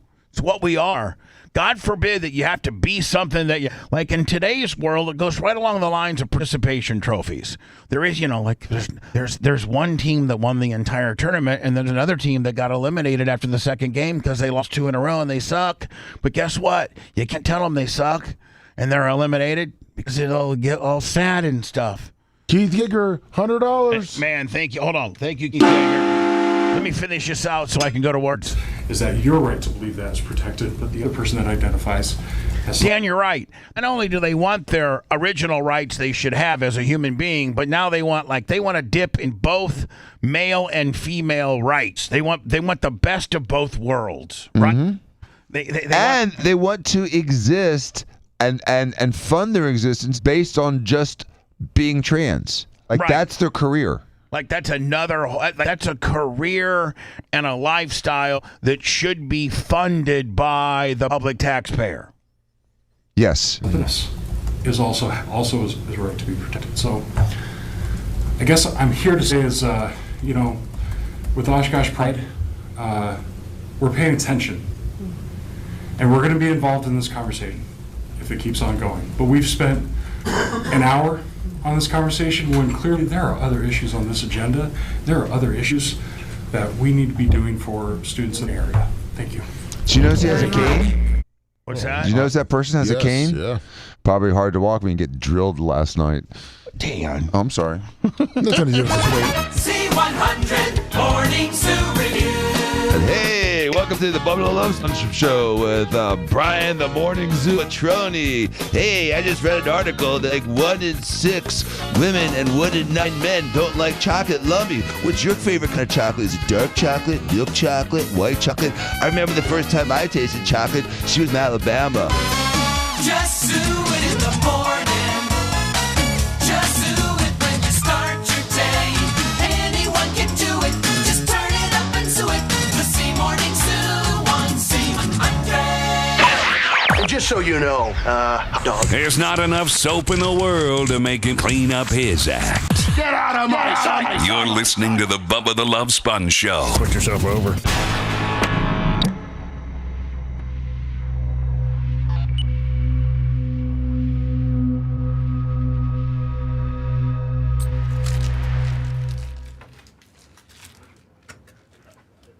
Did you still do the Morpheus? Yep. I think I might need to do it. Maybe I'll wait till after your trip. No, not now. When I get back. Yeah, absolutely. Do you ever do it? On myself? Nope.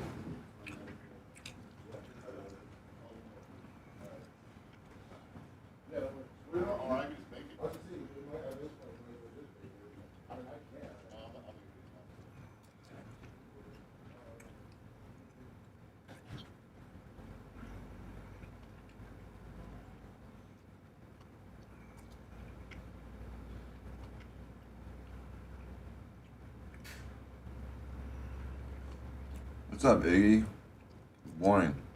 Yinzer, good morning. Samuel Glass, Jonesy, Henny Jacks, Grouper Lips, Honor Your Old Fart, Bippy, Short Stroker, good morning. Jerkism, Duke Roset, Permagrom. A dozen women being asked the following question. Do we J-Law, need men? Bronco, Most answered very quickly, no, because men are useless. Vince LaGuardia, Gandini, This headline for The Hill, it caught my eye. Most young men are single. Most young women are not. Young men have fallen faster than any demographic in America over the last 40 years. It's a different world now. Like, we don't need men the way that they used to. The future is freedom. So there's this. Black Eye, Callie, Captain Blasto.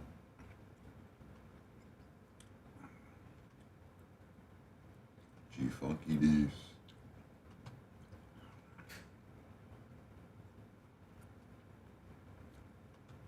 Oh, Brooke McGroin, good morning.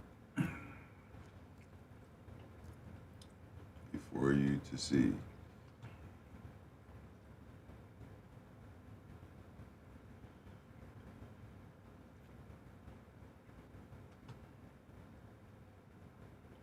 RLF AAA.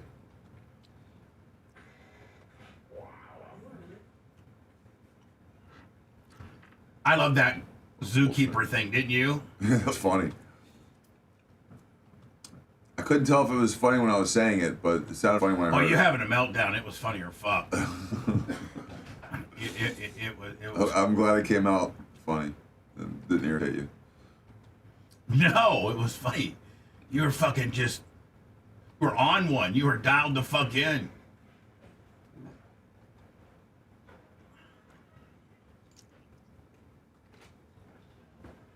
Thank you, Iggy. $20. Ig. Thank you, Ig. I'm sure. Jonesy. I'm sure. Hey, Jax. Thanks, Clips. Cracker Chris.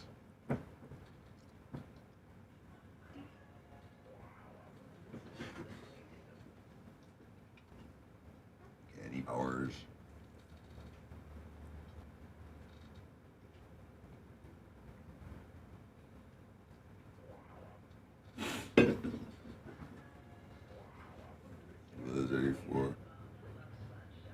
King.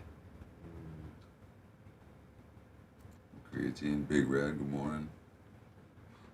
Red. Ken's, good morning. Red. Johnny K. Seth Wiley. Yeah, we do create care credit, just Kim. B.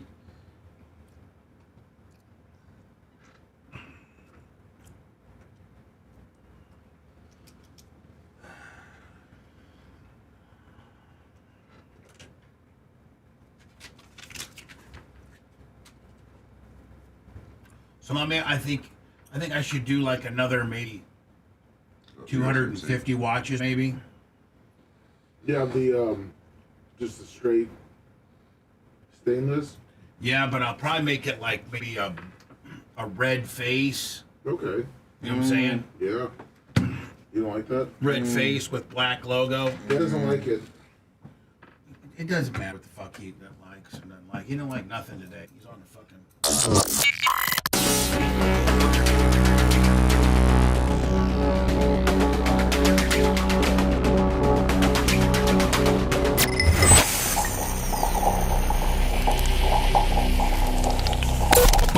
No focus groups and no apologies. Bubba the Love Sponge. Back now to Bubba the Love Sponge. Bubba the Love Sponge.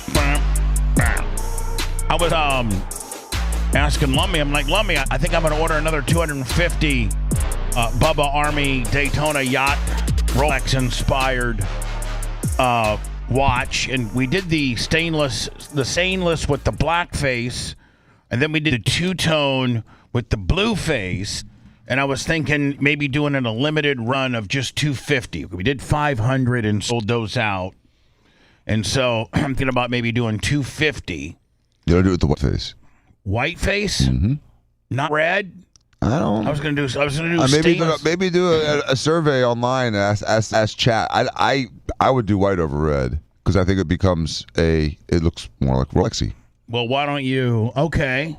And Merch Crick actually was going to do like 50 pink women, like the stainless steel with the pink inside, smaller, a little, like a size smaller, like women's like a girl's watch, like a 36 millimeter. Yeah, like I think they're 37. Yeah, 36, 37. That's a good size for a woman because it's not small, but it's not quite full size. Right. So a girl with a normal wrist can wear it without looking stupid. Exactly. But still doesn't look like a little thin woman's watch. So she's that looks pretty. That's nice. I like that. That's like I've never seen it. Say you're sorry immediately. I'm sorry. That's what I envisioned. I've never seen that watch. So let me. I think maybe the 250. Maybe I'll do like 125 white, 125 red, and then maybe like 50 37 millimeter pink, something like that. Right? With the white, are you going to have what's the little around the clock, or the clock, but the numbers around the bezel? The bezel? Black. Be black, probably. Not red? The white one? Yes. I sent it to you. Oh, you did? Yes. Yeah. These are Nolexes. I don't know that Rolex actually made that watch. It's $1,500. Yeah, looks like they might have watched it. Oh, I like that. I kind of like that a lot. That's absolutely pretty, but again, that's a custom to Rolex. Okay. I think that came from Rolex. Does that make? Hold on. Ours are Rolexes. Ours are Bubba Army. Right. Yeah. Rolex inspired. It's a beautiful watch right there. Yeah. So I'm gonna go. Lummy, I think I'm gonna go white. The white with red, and then the red with red, and then 50. Because I wouldn't think we have more than 50 chicks. Then 50. Smaller, just only like 5 millimeters smaller. Just one click smaller. Just one click smaller. 50 pink. For like the drunk Kims and the Susan Poitrases. Yeah. And the Allie Peeled and Greg and Amy. Do you know Amy's name is Greg and Amy? Of course. That's Amy's name's Greg and Amy. The Scout and the Big Gulps. The fine women. In fact, we have three? Is it 2 or 3 women in the Hall of Fame for this year? Yeah. This year, I think it's 2, isn't it? I think we did 3 with the Inzers. Yeah. You know what? Let me see. I got Tina May. Yep. I got Sunny Days. Yes. And I got Leslie Inzer. Yep. So I got three chicks. Woo. So I have a. I don't know if I should do it. I don't know if I should say this on the air or not, but maybe I should so I could get a cross section of true opinions. But Lummy Mertrick had mentioned that maybe we do a BARP watch this year instead of a ring. Oh, like interesting. Yeah, one of a kind. And I can even, spend more money on those. You know what I'm saying? Like they would be. It'd be like a Rolex Daytona inspired watch. Yeah, it would be a really special watch. Like it would, it would be. I have a budget on what I usually spend per ring, and I think it would be a really impressive. And Lummy, we could make it so that it's so exclusive that you can't even buy it. You have to have earned it. Yeah, you have to be royalty, just like the ring. Yeah, like you can't buy it. Like it's given to you, just like you can't buy you do buy your BARP ring, so to speak, your totals, but it's part of the BARP package, and some guy just can't buy a ring and not qualify for BARP. You know what I'm saying? Yes. I think on the surface, what is your vote, Dan, with regards to we would switch it up this year and go really, really, really special watch versus a ring? I think a watch is a great idea. It's a great. Did you just come up with that like a minute ago? Or have you been thinking about this? No, Merch Crick just texted it to me like 10 minutes ago. That bitch is smart. She said, well, actually, she said she has to give where credit is due. Berto Perez thought of it. Oh, nice. Wow. Berto Perez says maybe a special edition BARP watch instead of a ring. It's a great idea. And here's the thing. We've done, is it 7 rings now? Yes. Run out of fingers. Yeah, well, it's just there's only so many ways I can design a, but I could, I think my votes, yes. Watch instead of ring. Dan, yes. What's your vote? I vote watch. Watch. Macho, do you? They'll get used more. If you get a good looking watch, Bubba, people wear it all the time. That ring is so cumbersome. I'm kind of disappointed I didn't get one either. You didn't get what? A watch. You'll get the next. Guess what, Macho? I don't have one. I know. What's going on? Yeah, she shipped them all out. So the customers mean more than us. She hates us. The next year that you could do a belt buckle. No, not doing. Shut up, Dan. Nobody wants. We're not doing. No, I'd probably do another watch. Okay. He said, do the watch for 10 years next year, $20. What? I don't know. That's what he said in his thing. Okay, so yes, that's a whole.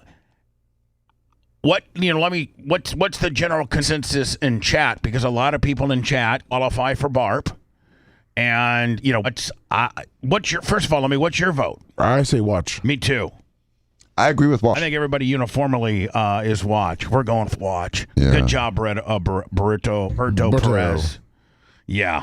And so that might put a damper, Dan, that might put a damper on my reorder, reordering. No, it's not going to be a Daytona style watch. It'll be a slightly different Rolex. I would say it's not going to be a Submariner style. It may be more like a Daytona style. Why can't it be a Submariner? Because you already have 16 different versions of it out there you're talking about. Oh, okay. Have something that's completely different. Like you said, just us. So this is a Submariner. Yeah. Okay. The Submariner is the big beefy watch with the bezel that has the number on the outside. That's what our watches are. So they're they're modeled after the Submariner. Right. Lummy, can you send me a picture of a Daytona?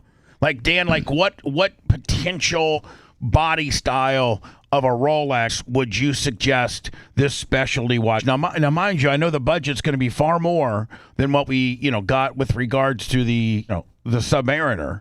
It could be even double. What's the progression of Rolexes they offer so that Lummy can send me pictures? Like you got the Daytona, right? The Daytona is like the next level up. How about the Yachtmaster? The Yachtmaster is just another version of a Submariner, all right, which doesn't go as deep. So let me send me a Rolex. I sent you Daytona. You did? Yes. And okay. And let me see. Do you think my watch guy can do that? I mean, if he can do a Submariner, Dan, he can probably do a Daytona, right? Yeah, it's probably a little bit more expensive because it's a little bit more of a complicated watch. Is this right here? Well, that's a really fancy Daytona. Look at the one on the bottom left. The bottom left. How about that one? Well, that one's got the meteorite dial. The bottom left before you did that. Or you could go to right, the fifth one to the right. You're at 1, 2, 3, 1, 2, 3, 4. This one? Yeah. This one? Okay. That's a standard black Daytona. I just sent Lummy a picture of mine, which is similar to that. I think our current Bubba Army Rolex inspired Yachtmasters are 43 or 44 millimeter. I think they're 43 or 44 millimeter. What would be Daytona's about 41. Oh, I want one bigger. Well, they may be able to make a bigger version of it. I don't know what watches. But what does Rolex make bigger? The only thing bigger they make in that style of a watch would be the they call it the Deep Sea or the. What's the biggest bodied watch Rolex makes? Sea Dweller. The Sea Dweller. It's like 44 millimeters. I sent you a picture of all the different types of Rolexes, I guess, for 2025. All right, so this is like a lineup? Yes. All right, so Dan, I know you That's know. it right there. That's the right here. Yeah, that's the biggest one they have. They make it look all the same size, but these aren't all the same size in real life. All right, well this. That's the biggest one they make. Yeah, but that didn't look very. I would rather go with the Daytona. Is this the Daytona? Yes. Because I like the functionality of having the extra. Right. You go backwards to like a presidential type, like on the bottom row, like those the middle one in the bottom with the light blue. Yeah, it's like a presidential.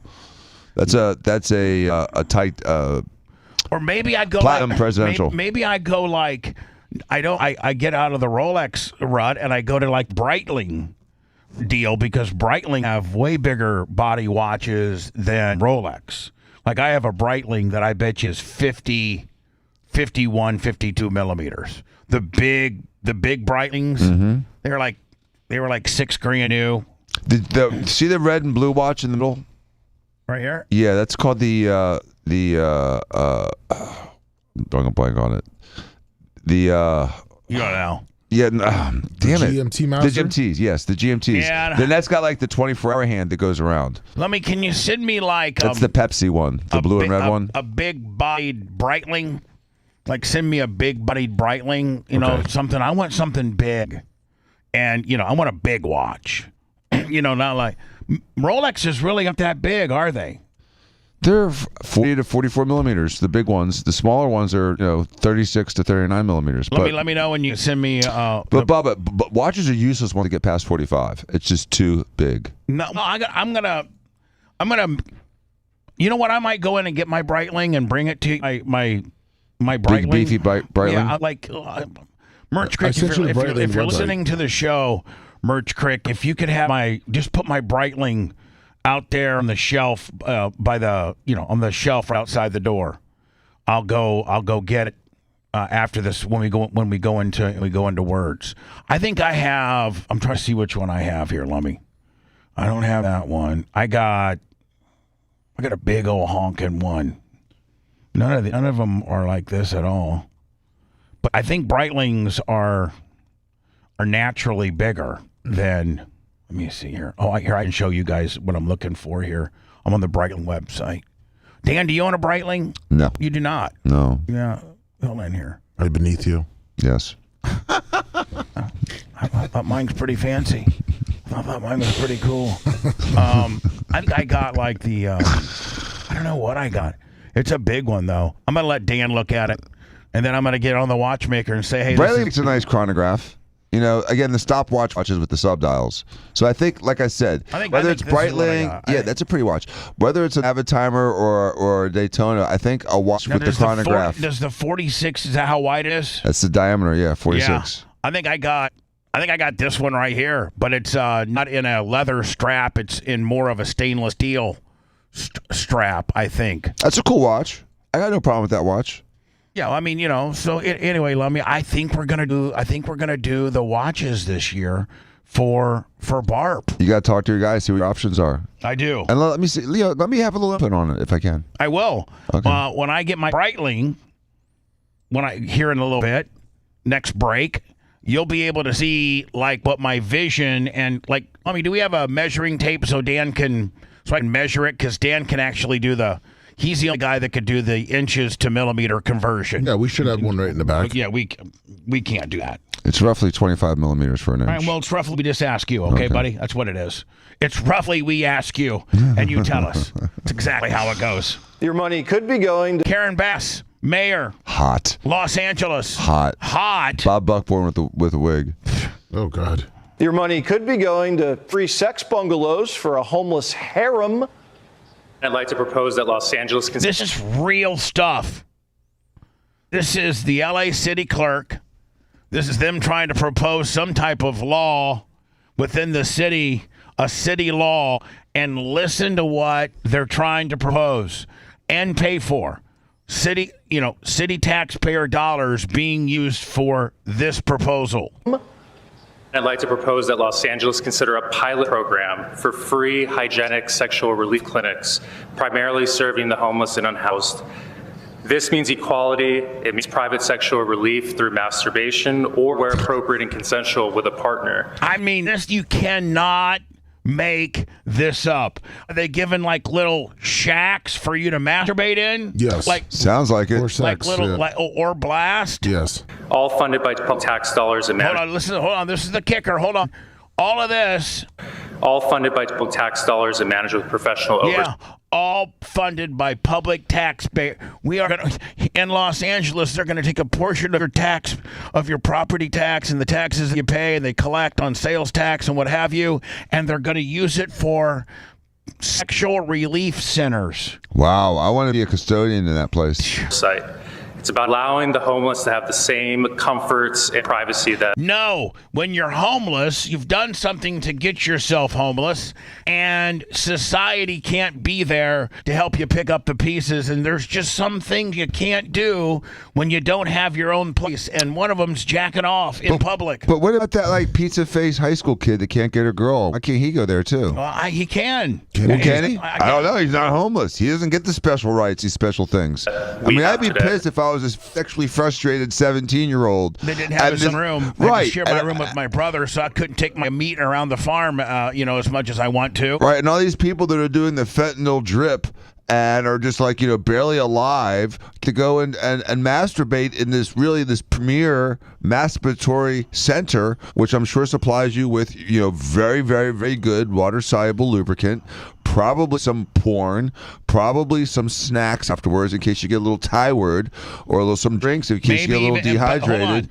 I was seeing, a warm towel. I was seeing in Charlotte, they want to come up with new injection sites where people that are doing drugs can go to this one little house or this one little clinic, and they provide you with syringes so that you can shoot your heroin up so that you're not using needles and transferring like hepatitis C and what have you. Actually have state and or city function injection places. That's been a thing for a while, Bubba. God, that's around already. That exists that now. Is horrible. But now you can get a nurse and shooting up with the heroin. Then you get like a crick taking care of business about down below at the same time, and then we can maybe do massages for them too, and we can do child care.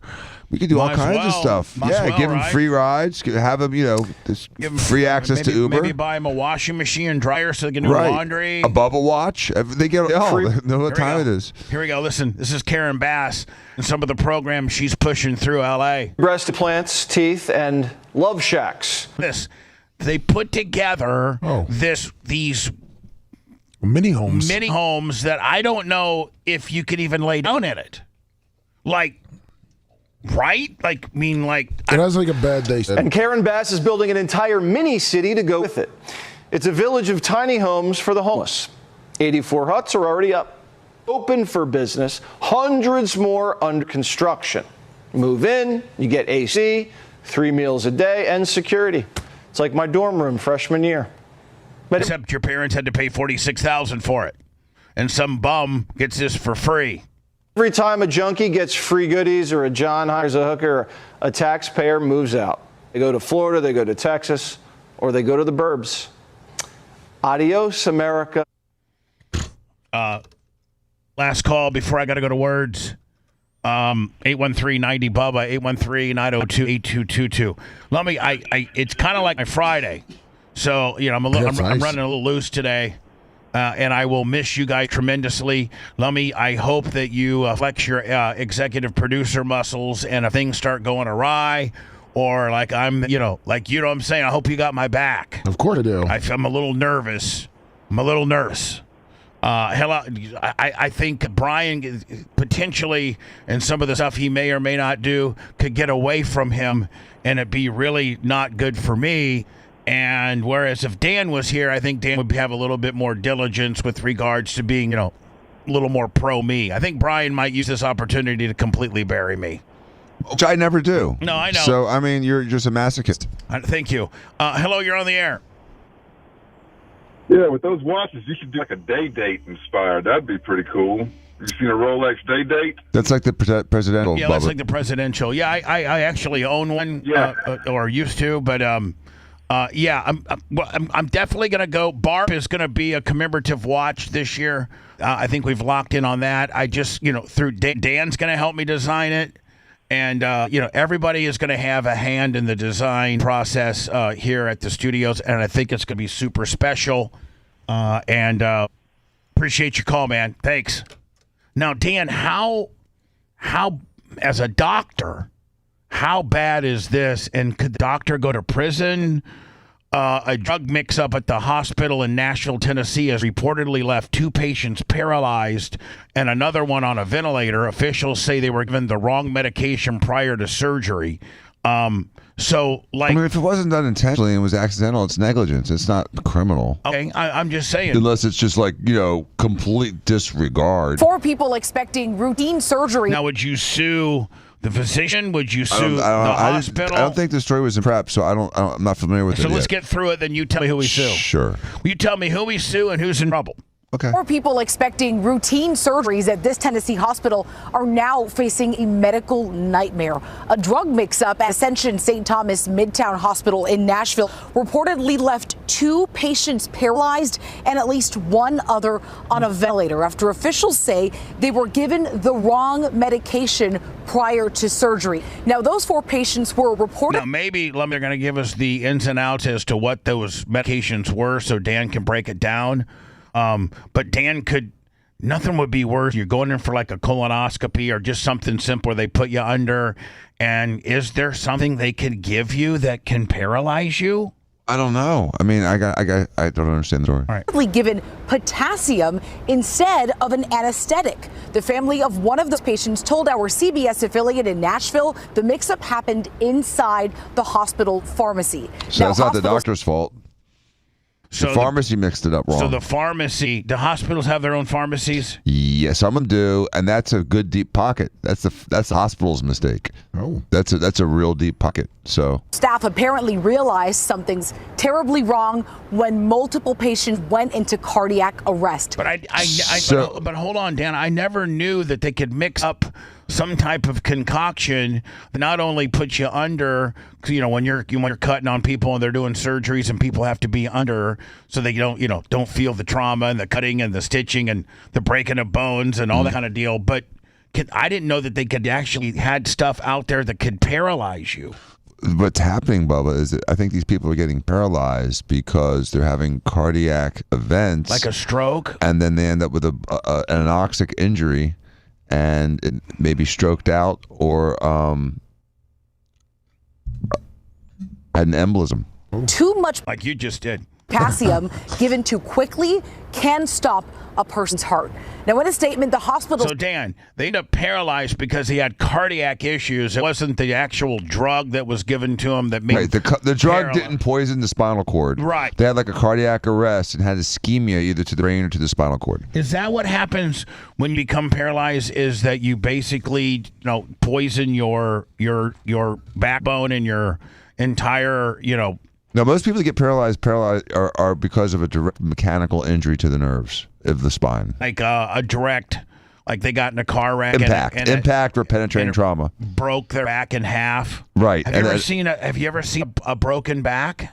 Yeah, I've seen broken backs. Like where the entire backbone broke. Mm-hmm. Does that make you paralyzed? It sure can. And a lot of times when people have these like jumping out of windows and landing wrong. You mean Clancy, Lindsay? Yes, they break their back, and what happens? They get multiple compression fractures, and then their spine's unstable, and it severs the cord. What made her paralyzed? That right there, she jumped out. Yes, and broke her back, and then that the spine was not protected anymore, and you have a tube now that is broken, and so the fragment will damage the spinal cord or bend or shift and pinch off the spinal cord and then kill everything below it. If you're paralyzed from the waist on down, does that mean your ween is paralyzed too? Usually. Yeah. Oh man. But sometimes your ween can be stimulated with thoughts rather than just the direct nerve stimulation. Thoughts. Hello, you're on the air. Bubble butts. Go ahead. Hey, good morning, guys. What's up, buddy? Dr. Dan. Hey, I had a quick question. Chris from Indiana. What part of Indiana? South side of Indianapolis. Perfect. Like, don't tell me like, I don't even know, East Hannah Avenue and like that. Sort of Beach Grove. Yeah. All right. So what's going on, buddy? So your wife, your wife is she okay? Oh, no. Yeah, she's going to be turning 50 in February. So I had a question for Dr. Dan. Good morning. So for her 50th birthday, I was thinking about getting her some breast implants or augmentation. So I didn't know the process from here, how I would. Where do you live? All that. Where do you live? Indianapolis. Yeah. Okay, so for that situation, you would contact the office, and we'll set up. We'll ask for some photographs, some information, FaceTime, maybe? and then we'll do a video consult. And try to see if we can determine through the photographs and the video consult if we're on the same page, and then you would fly in for your surgery. Like usually, spend a few days, and then you can fly home. What do you usually have them fly in like on Tuesday or Wednesday? And have them go on Tuesday, do the pre-op, do the surgery like Wednesday, and then see them again Thursday or Friday, and then maybe once on Monday, and you can go back. So you need to be in town like 5 days. You need to be in Tampa like 5 or 6 days. We're thinking about coming down for Gasparilla, so then we would just make a long week out of it and do it after Gasparilla, though. Yeah, do it after. And to be honest with you, sir, that's probably something that you probably got to kind of start planning now, just with regards to getting on Dan's schedule, because you have a specific time that you need it done. So you got to kind of. Dan would give you priority, but you can't do that with 2 weeks out. Like you got to give Dan, I would say, at least 3 months notice on that. No, of course, that's why I was reaching out. Now, we were going to get a consult here and then do some comparison, but of course I told her that if we're getting implants, we're getting Diaco's, period, end of story. Well, thank you. I mean, Indianapolis probably has a couple good plastic surgeon in there, but I mean, it's a 2-hour flight direct on Southwest, and you're getting them done by the guy that's arguably one of the best ever. I mean, God, his boobs. Believe me, I know. I see Merch Cricks, and I see. I've been listening for over 20 years, so Yeah. But I just wanted to call in and get the lowdown, and then of course, before I do, I want to get the Bubba coupon code. Yeah, listen. Call Dan's office. Ask for Jennifer, and she'll start. Am I right, Dan? Yeah, we'll get all she'll set start up. the process. We do it a lot. Yeah. Dan. So awesome. Call the office. Ask specifically for Jennifer. She's the boss lady up in there. Tell her you were on the air. Dan told you to call, and you want to start kind of pre-planning this and get on the books, so to speak. All right, we'll do it. All right, buddy. Thank you. No, Bubba, I went up to New York for a reason. It wasn't just to hang out with a hot 21-year-old. No, it was to learn a new technique for breast augmentation. Oh, I mean, that's what Dan does. He does these medical clinics. He goes up into these fancy, New York, L.A., London, Miami, Vegas, and there's 2 days of doctoring. Hey, listen, we got this new instrument out. You can do it this way. You can do it that way. And Dan, it's my understanding that sometimes, you don't learn anything because your skill set's already better than what they're teaching you. And other times you're like, oh, wow, one, I didn't know about that piece of equipment that's now out. And two, it's a different technique potentially than what you're doing. And it's something that you incorporate into your, new style. Yes, and what I learned this weekend is a technique that's only been available in America for a couple months, and it's based on an implant that's only been available in America for about a year. It's called the Preservé technique for using. It's confined to Motiva. M-O-T-I-V-A, Motiva implants, which are microtextured implants, the newest of the new implants. And in this technique, Bubba, you're going what they call intralamellar, which is like within the base of the breast tissue. It's above the muscle, but it's Intralamellar. Intralamellar. And it's done under local anesthesia. It could be done under general, but it can be done under local anesthesia, and it's literally like the lunchtime breast augmentation. People are going back to activities in a week. They're doing it on a Friday, going back to work on Monday. Some people are doing it on a Thursday and going in on a Friday. It's amazing. The recovery is almost immediate, and it leaves a good result. It's not for giant implants. It's not for girls that need a lift.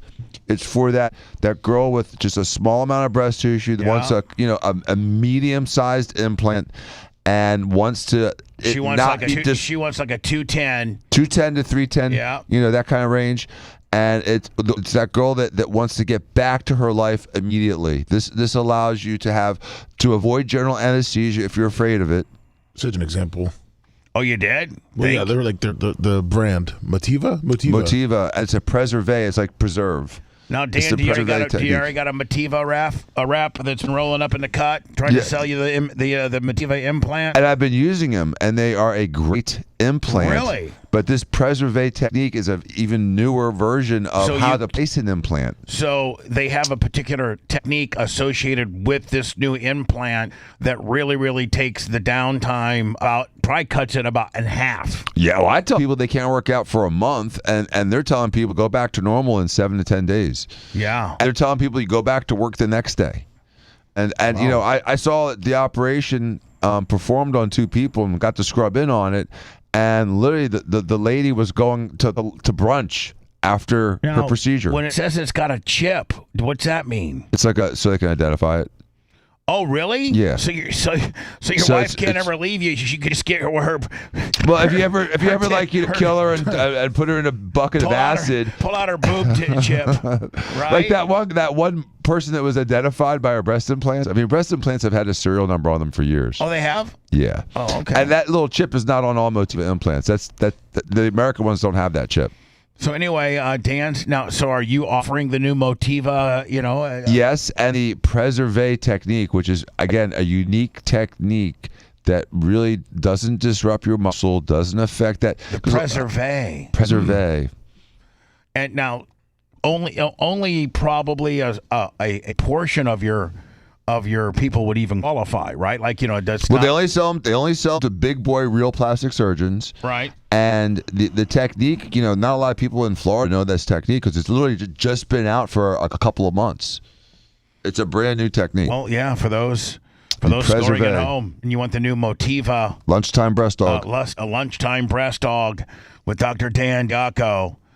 He's slinging them right now, and it sounds like they don't just let any Tom, Dick, and Harry put them in. Like you got to be like world famous, like Dr. Dan. When return, see, this is where me as Bubba Trump, as soon as they're putting bounties on my kid, on my son, Barron, who is a good kid, like he's not some F up like Hunter Biden. This is a good kid. I think he's in college now, isn't he? Like just started college, and he's got straight A's, and he's very smart and a very good kid. And now supposedly Iran has a $10 million bounty on his head. If that is indeed true, if you're the president of the United States and you can you track that down through all of your secret or CIA or you validate that indeed there is a is it million or billion? $10 million. $10 million tariff on your son's head. That's when I blow the entire country up, and I don't care how many babies and how many women and how many schools and churches I blow up. When you've put a $10 million bounty on my kid's head, who has nothing to do with this. I know you hate me, but you don't got to bring him in it. That's going to get your ass bombed. I mean, right? Keep screwing around, my friends. Lummy part 2 of the what really happened in the Iranian gimmick comes out this Thursday. Deadly Intentions with me and Pete Rossini. We'll do that, and you got to get into the Clancy stuff. It's getting more and more and more weird. It's just like, my God, these women that are going absolutely insane by coming up with these conspiracy theories that her husband did it, and he had, it's like, there's no way she could have done it, and it's just like free Clancy, I'm with Clancy, like they're doing all these with Lindsay things like Lummy that shows women like holding their kids and crying because they're having a postpartum depression moment. And, there's this groundswell of women that simply cannot understand that at the root of this issue is that she strangled 3 of her children. Well, listen, a woman that that's a mother of 2 is in big support of her. Who? Linda. Oh, yeah. Did you? Oh, I got to get to that next. Linda Hogan? Oh, my God. Get out. No, hold on. Wait. Come on. I'm just going to show you the screenshot. Hold on. I'm just going to show you the screenshot. This bitch is crazy. Linda Hogan has come out. Here's the screenshot. Linda Hogan, Lindsay Clancy, we got you. You are in the best hands with your attorney, Ken Reddington. He is the GOAT. Let's put the right person behind bars and help you find peace and justice. And then here's Linda wearing what I'm assuming is that's Lindsay Clancy's attorney. And he's the greatest of all time. He's the greatest of all time because why? Because he's trying to get a woman off of killing her 3 children, and that makes him the GOAT. Linda Hogan, you crazy bitch. My Lord. Did I lose it, Lummy? I think I might have lost it. See what it gave me? Oh, yeah. I'll try to find... I'll send it back. Okay, thanks. I began to hallucinate and thought a houseplant was talking to me. Prescription medication. Oh, man. Prescription medication. Rare delicacy. It takes a lot of great prescription medication to make the show sound this mediocre. Bubba the Love Sponge Show returns after these words.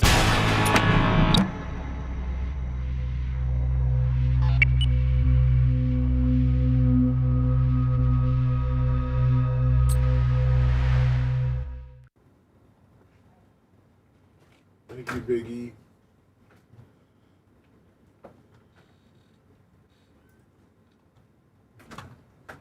The watch is on the podcast table.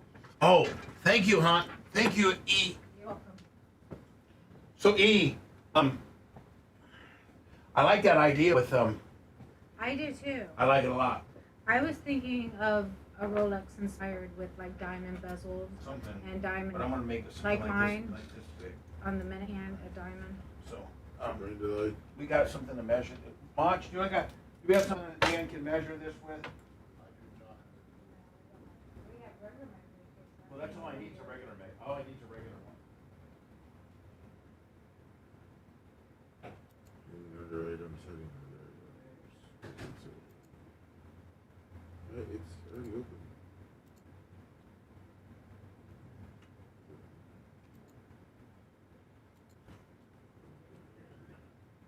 What's up, Group of Ups? Manufacturers. Medium. That's right. Similar to Travis. Good job, buddy. Stuck in Dan's tub. Good morning. Hi, Lom. Hi, Bubba. I thought you were going to do a Group of Lips. What's that? Oh, Group of Lips, he's just monitoring chat. Is Group of Lips being mean? No, not at all.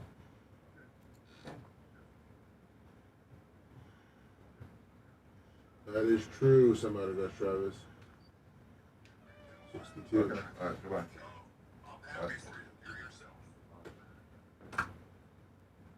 Hey, Dan.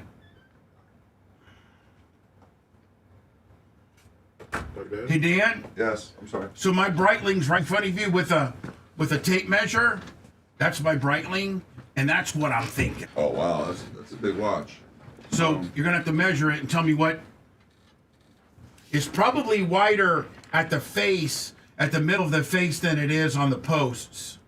Was that how they would determine the width? It's like the diagonal width of it. What's that? How many? I'm measuring it right now.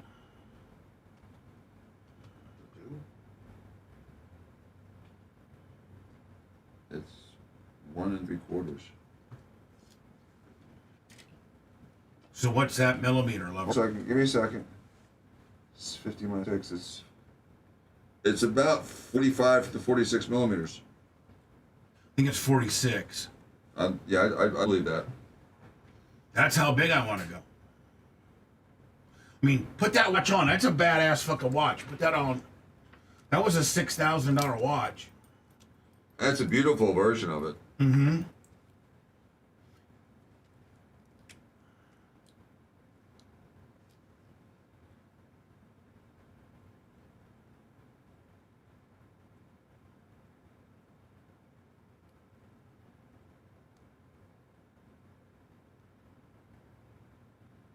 No, it's a nice watch. Beautiful. That's got a date. Yeah, but something along a chronograph style watch, I think, would be a good BARP watch. Yeah, that's kind of what I want to do. Something similar to that. Something in that range. Yeah. If you get the manufacturer, I'm sure they'll give you like 2 or 3 different options of what they can do. But this is a little more hunkier. It's hunky as shit. It's a big watch. I'm sure it's no, do you know it? That's his watch. He wants you to see if you know what it is. It's a Daytona with a green face. Is that green? Yeah, and that's a newer Daytona. It's in the last 20 years. Yeah. It's got the Rolex movement, not the Zenith movement. Because Rolex used to make the Daytona with a Zenith movement instead of a Rolex movement. With what movement? Zenith. Z like Enith. So what would that movement be? The movement that my watch has is Rolex made the movement, but they used to subcontract out the movement to a company called Zenith, who's making watches for 100 years. Oh, okay. I used to have I might still have Ball watch. Ball's been around for They were originally they were originally made for railroad guys. Yeah, and they had to be accurate because railroads, are on time. Yeah, like within a minute, within like 20 seconds or something. Yeah, railroads were notorious for being precise.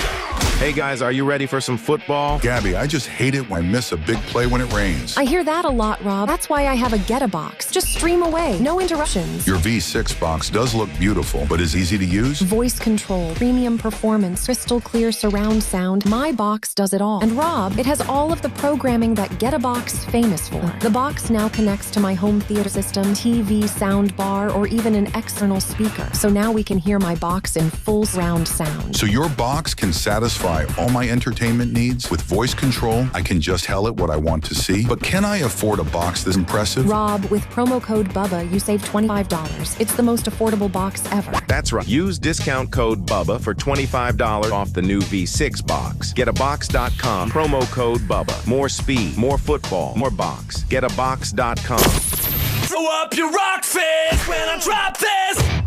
Bubba's back to tell it like it really is. Back to the sponge. Bubba the Love Sponge.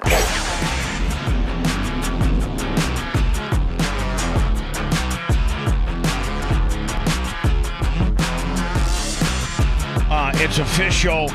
Dr. Dan is going to help me design this year's, instead of this year's BARP hardware would be the 8th ring, maybe the 7th. I think it would be the 8th ring. Lummy, you have a better understanding.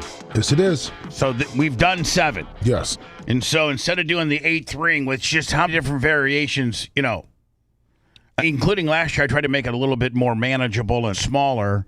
But I was it Berto Perez, Lummy? Got a hold of Merch Crick and be like, man, I think you guys should do a watch for BARP. And so we're roughing it in. Dan's going to help me design it. And I'm thinking I want the watch body to be like 46 millimeters, kind of big and hunky. And then, Dan, as I get a hold of the manufacturer will give me different options and things like that. I'll let you help me, coordinate, color coordinate, I want you to help because you and Jay are watch guys. I'd really like to have a watch. Jay's input would be very helpful as well. Right. I mean, absolutely, we should include Jay on that. I agree with that 100%. Yeah, I you agree. didn't throw him in. I did. Good idea. Thanks. He's got a good taste on watches. I love the watches he owns. He actually is a little bit more of a watch connoisseur than you are. He has, I think, a little bit more. I think he has a few more watches than you do. He has more watches. That doesn't make him more of a connoisseur. Oh, okay. It just Thanks. makes him he's got more watches. He's got more money. I mean, is Jay the richest? Is Jay the richest of all three? Probably at this point. Yeah. Jay, I mean, yeah, you took a hit. I mean, you just suffered a little bit of a financial hit lately. Yeah. And so, and Steve's kids have, Steve had to pay for, very expensive colleges that Jay's just now having paid for. Right. So anyway, Jay is a watch connoisseur, just like he's a car collector. You and him share a lot of the same interests. We're very similar. Yeah, like, you guys both like what? He doesn't like bikes, I don't think, does he loves bikes, dude. He's an amazing mountain biker. I mean, an amazing cyclist. Does he go as crazy on him as you do? He can't do. He could do jumps and put his bike sideways. No. I'm talking about, does he have to have like 6 bikes like you do? I don't know if he doesn't buy his off the dark web. Yeah, he doesn't buy his from some Somalia guy in South Africa. But he has really, really nice bikes, and he's really good on a bike. Really? Yeah, he can jumps like, he's crazy on a bike. Well, great. So, he's an incredible cyclist. So he's as good a cyclist, but maybe in a mountainous way than you. Are you a better, like... Oh, I could beat him, if we had 2 road bikes, they weren't electric, I'd smoke him. But on a trail, he's unbelievable. Like I said, what he can do to his bike control, in the air on a jump. Maybe that's where his surfing skill set comes out a little bit in the biking deal when he's doing the off road. Right? Yeah, but he's great. Like he never goes down off road. And like I said, he can jump a jump and make it look so pretty. By the way, for those scoring at home, we're only 1 week. This is the last weekend of preseason football. And so if you want to watch your favorite team, if you live in Seattle and the Bears are your favorite team, good luck on getting that Chicago affiliate that you can on Get a Box and watch every Bear game, Packer game, Buck game, Tennessee Titan game, Rams game. Doesn't matter where you live and what team is your jam. You can find it on Get a Box, movies, Yellowstone, the Lioness. If it's on TV or there's a TV series or it's a movie, or you can find it on Get a Box, and use Bubba on your promo code. Go to getabox.com. Use Bubba on your promo code. I think that gets you $25 off or something. Yes, it does. Yes. So. Great people, man. They've been such a great client, and God, I think John Costica has 7 boxes, and I think Maria Guatemala has 12. I think Maria. I hope the feds don't come in and get her at work today. But she takes these boxes and sends them to her family in the homeland. And I think in Guatemala, there's not a lot of necessarily great TV options, right? I can't imagine. I think they just got the internet a couple of years ago. And so if you roll in there with a Get a Box, if you can get hooked up to the internet, which I'm assuming you can in Guatemala, then you're home free. And you can, the world is yours, my friend. So there's people, John Casica's bought 7 or 8, Maria's bought 12. I know people that have bought 4. I think Creatine Travis has bought 4 or 5. I think Big Red's bought 5 or 6. Like you'll never get another cable bill ever. I mean, and Lummy, but you know what, Lummy? I couldn't find the Papo Rop Nop. I was looking for some Papo Rop Nop. Oh. You're like, hey, you go here. I'm like, I couldn't find it on mine. The Papo Rop Nop. Seems like you're going to have a sit down there. Yeah, I'm going to have you come in and look at it. Well, I mean, I was sitting there, and I'm asking Brandon Quad. He's the pro at knowing where it is. Oh, and he named off about 7 different things. So I'm going to have to get Brandon the Quad on its customer service.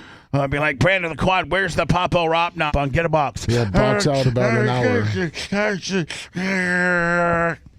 And he's probably on the porn station jerking off, while he's trying to tell me about it. Exactly.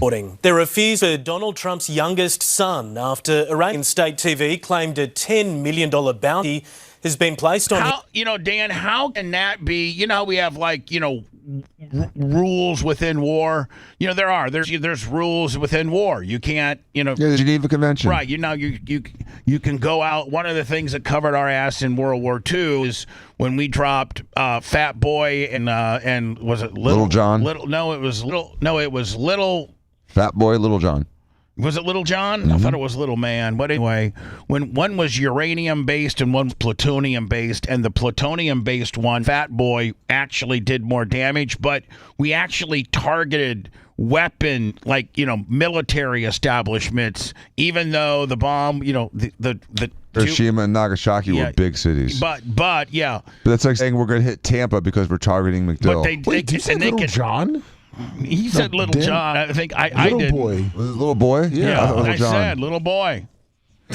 Lummy, Michael Rousseau. Woo. He said, got my Get a Box 2 days ago. Easiest setup ever. I watched the new Spider-Man allegedly last night. Napa Mike. Nice. Napa Mike watched the new Spider-Man. It's on Get a Box.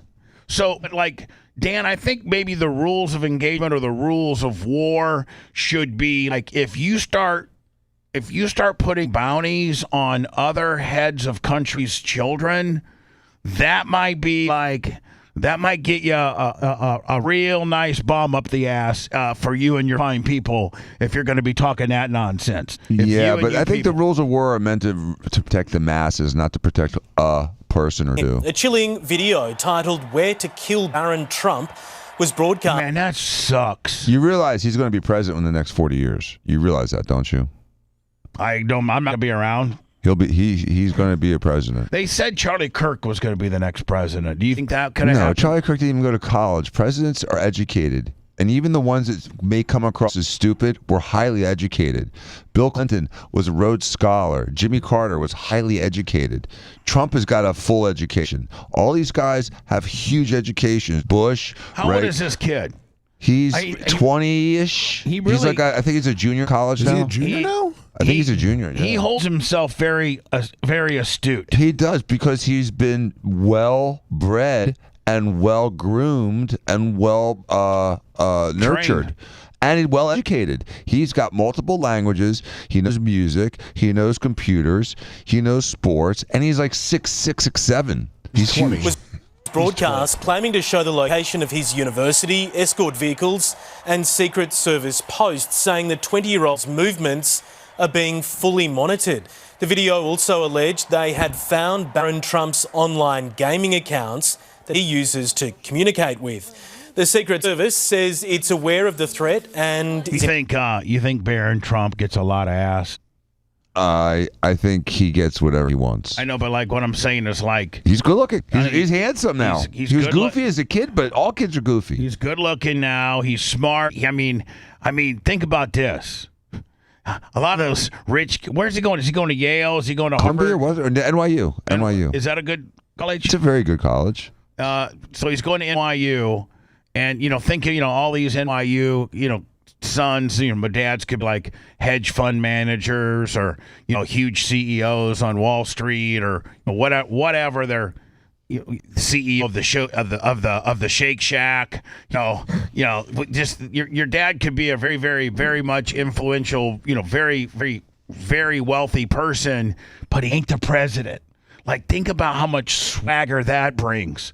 That your dad's the president, right? Yeah, but so many kids of presidents are just complete F-ups. No, I know, but I mean, but there's some like Jenna Bush girls weren't, and the Barack Obama. They were drinkers. They got DUIs. All right, but the Barack Obama girls never got in trouble. I don't think. I think they didn't get any trouble. They were good kids. Yeah, they were pretty good kids. Amy Carter was just homely. Right. Chelsea Clinton was just homely.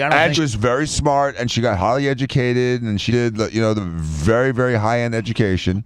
Right. She's a smart woman. So absolutely, and she didn't screw up. And Biden's kids were screw ups. I mean, Hunter was on crack. Right. So at least half of them are screw ups. Yeah. Hello, you're on the air. Go ahead.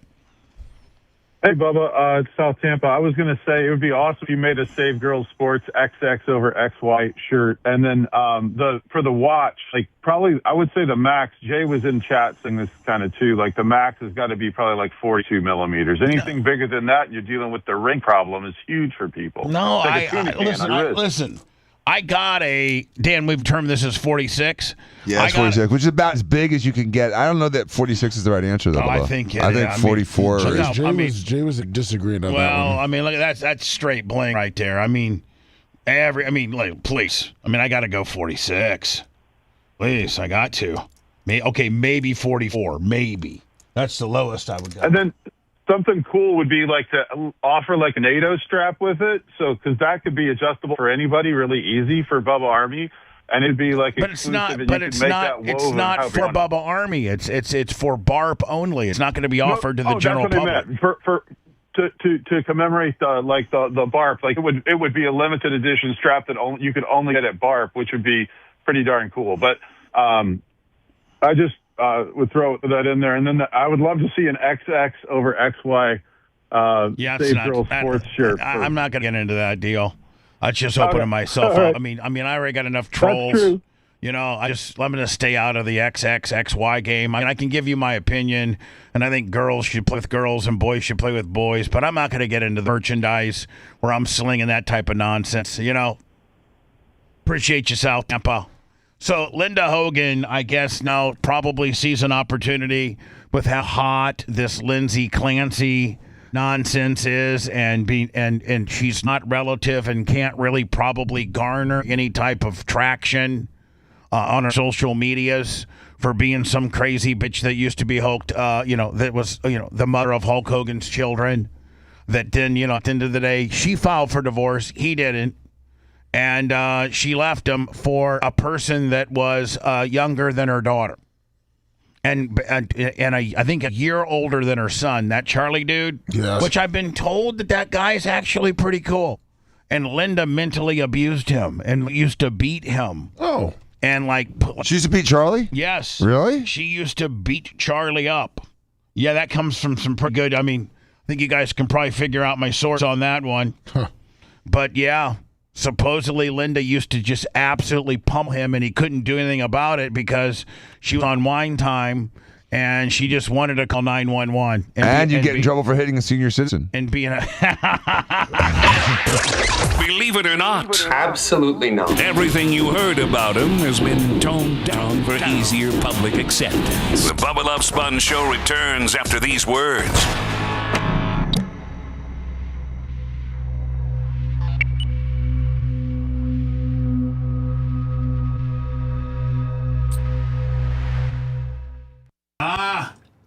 Maybe we may have to go 45 to compromise. I'm 46. He's 44. I think 44 is right. I think he's right on the 44. Maybe 45, but I bet you your manufacturer has not both, but one or the other. Yeah. Well, I'm going to run all designs by you guys, so it can be. I'm almost going to use it as a marketing tool, Diaco inspired, because everybody knows you're rich, so it'll be like Diaco inspired, designed by the Diacos. I'd love to know a link to that site that you go to get these designed. I can Does show they you. have tools on that to build? I can't tell you, but I can show you. I got. Show me or text it to me.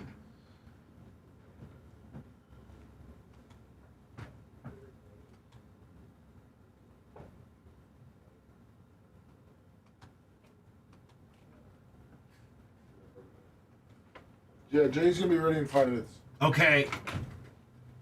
Thank you. Warren? Yes, sir. Thank you. No, thank you, Warren. What happened? Did you just fall off your... Did you just hurt... Did you hurt yourself, Warren? No. This thing pinches. I don't know. Hard plastic. Oh. So like pinches right here. Oh, okay.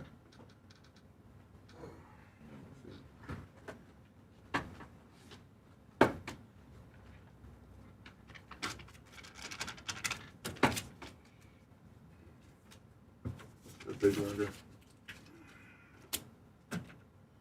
Oh, dude. John, Richard, or Cardi. That's horrible. I'm so sorry.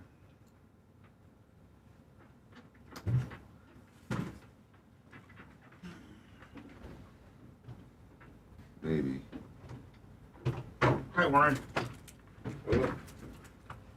Warren, you're going to be earning your pay the next couple of days. Handy with the steel, if you know what I'm saying. You better be handy with the fucking steel. You better be ready to choke motherfucker out. I'm gonna have Dan in the corner ready to fuck pounce. Got your back. Take babyface out. He's gonna make you really happy for the next days. Look at Gene. I hope he. Oh, he has Gene? Yeah. Coming in as a crush? Okay. Gene Wednesday and Thursday. Oh.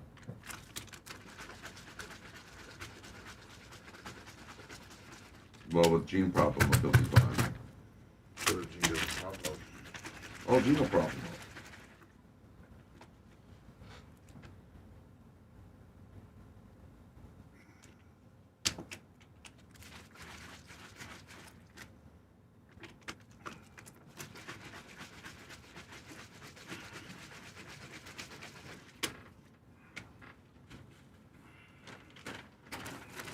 With Gene and Google, he'll be fine.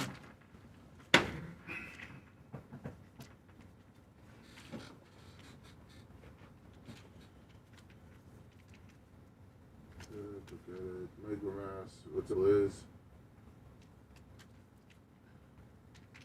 There you go. Liz.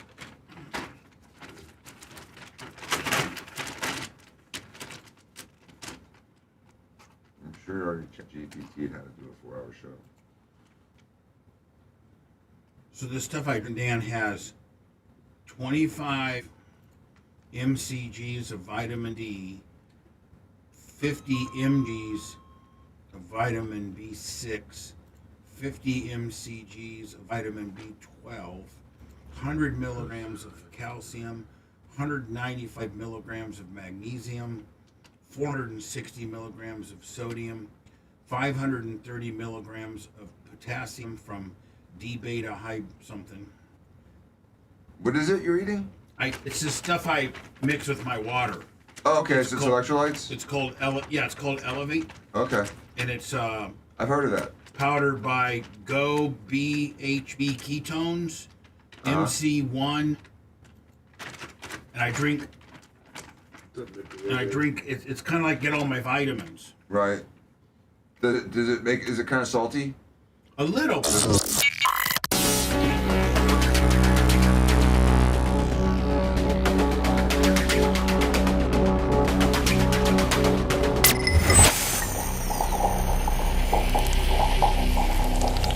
And now, an important message from the President of the United States. DJT, it's come to my attention that the best man for the job, Dr. Dan, was scheduled to fill in for Bubba's show, but somehow the libs hacked Bubba's email and changed the schedule. I have signed an executive order banning all Bryans from hosting the Bubba Love Sponge show in the future. Also, Bubba, I am deeply hurt that you did not ask the Donald to host. I would have made your show huge numbers, the biggest Bubba show ever all across the nation. It's a sad day for America. Too loud to ignore, too real to fake. We now return to the Bubba the Love Sponge show. Jay standing by on the Zoom Willie. Jay, how are you, my friend?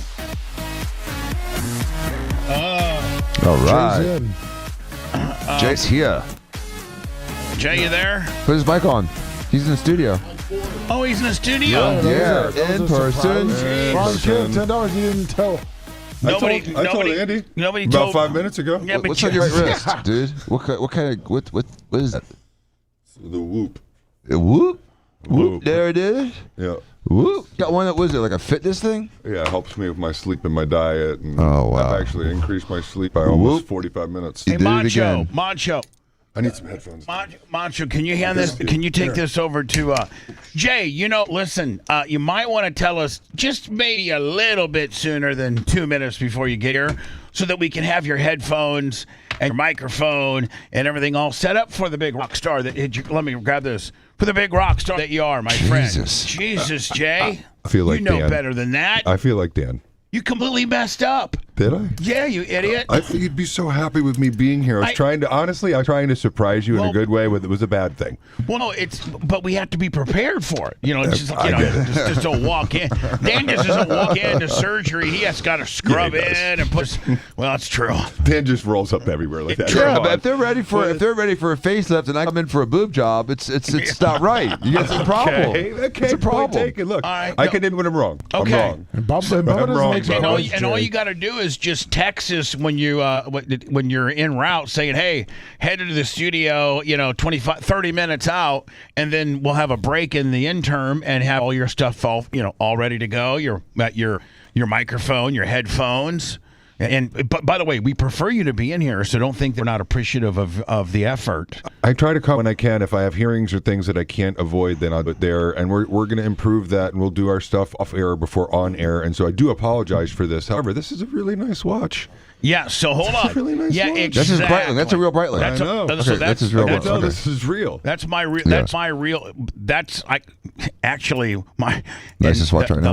The last Christmas that Heather and I ever spent together. That's 46. And she got that for me So with the money she was with the money she was skimming off you. Your money. The money she was clipping me for. She was able to come. I think it was like $5,100 or something like that. It was not it's not that expensive, but it's $9,000 all day long today for sure. But I loved it when I saw it at the jewelry store because it was just big and hunky, and it's not over. Well, it is overly big, but it's manageable. Sicilian Redneck, $99.99. Old Diacos and tacos on my Tuesdays. Diacos and tacos. They used to call me Taco Diaco as a kid. So Jay, we've already determined that BARP is not going to be a ring this year. It's going to be a watch. I love that. And my starting point, it's going to be Diaco designed, meaning that you and Dan are both going to have a say-so in the design when I start getting it roughed in. But I think the base, I would like to go with that size face that's on my Breitling. And I wanted you to have a reference point I know you were throwing out 44 millimeters, but this is actually 46. And I think if in that design, it might work. The thing about a 46 is you're really going to make uncomfortable for a certain amount of your listeners that don't have the same size wrist as you do. A 44 is massive. My AP Royal Oak Offshore or any, Rolexes are only 40. I get it's a little dainty for you. 44 is a good, solid, massive, chunky watch. 46 is massive. Our current Bubba Army Yachtmasters are 43. Those are the Submariners. I mean the ones that we are selling that Merch Crick didn't save. She just got them all in the mail yesterday. She didn't even save me one. I wanted to show you guys just how great quality and how good they turned out, especially for what are we selling for? Let me $79. Yeah, was it 79? Something cheap. Yes. Do you have one there? No, they're all shipped. Every single one. I would have Merch Crick. I want to hold one. I know everybody wants to hold one, and I'm leaving today, and so I'm not going to be able to see you guys till next week, but I will have one for you to look at next week, and so I am going to do the new BARP. The BARP award is not going to be a ring this year. It's going to be a Bubba and Diaco designed, some type of commemorative watch, and that you cannot buy at all. They're not available to buy. They're only to be rewarded to Bubba Army. Now, again, I don't think I could personalize, like rings, you can personalize them, but I don't think you can personalize every watch, can you? The back of it. You can? You can engrave the back of them. Mm-hmm. Yeah. You sure can. I mean, will the manufacturer do that for you? Yep, they sure will. Okay. So you get their name and with some special words, right? BARP 2026. Just put BARP 2026. Yeah, BARP 2026. Or Bubba Army Royalty 2026. Something like that, right? You won't put their names? Yes and no. I would like to, but I think it could be a way more pain in the ass if you just I guess we'll discuss that with the manufacturer. Yeah, you and your brother, the other team. Half of the design team. Yes, yes. Jay's going to substitute for Brian tomorrow too, by the way. No, he's not. You are ate up with this thing. You're aggressive on this. He's very aggressive on this whole Brian Hostin deal, is he not? Yes, he is. Did you set my alarm? Jay, did you hear? Did you hear the zookeeper bit that Dan did earlier? I did not. Macho, if I got 3 and 4 pot up. Dan Morning Zoo read 3. Oh, is it Dan Morning Zoo? Yeah, Look at you, Lummy. Okay, I got it. Here we go. Go ahead of Macho if you want to. C100 Morning Zoo Review. Hey, welcome to the bundle. So hold on, Jay. Let me just give you some fodder. So a backstory to this. Dan was acting like he was a zookeeper. Dan was actually acting like what he thinks Brian is going to sound like tomorrow as a zookeeper. Exactly. Yeah, here we go. It wasn't him being him. No, it was Dan emulating what he thinks Brian is going to sound like tomorrow. C100 Morning. And he just went crazy. Like, he just went down this path of zookeeper that, quite frankly, was borderline impressive. As much as he was trying to be a dick. I mean, he was just off the top of his head. He didn't have any notes or something, but it was very brilliant, if you will, creative-wise. Hey, welcome to the Bubba the Love Sponge Show with Brian the Morning Zoo Matroni. Hey, I just read an article that like 1 in 6 women and 1 in 9 men don't like chocolate. Lummy, what's your favorite kind of chocolate? Is it dark chocolate, milk chocolate, white chocolate? I remember the first time I tasted chocolate, she was from Alabama.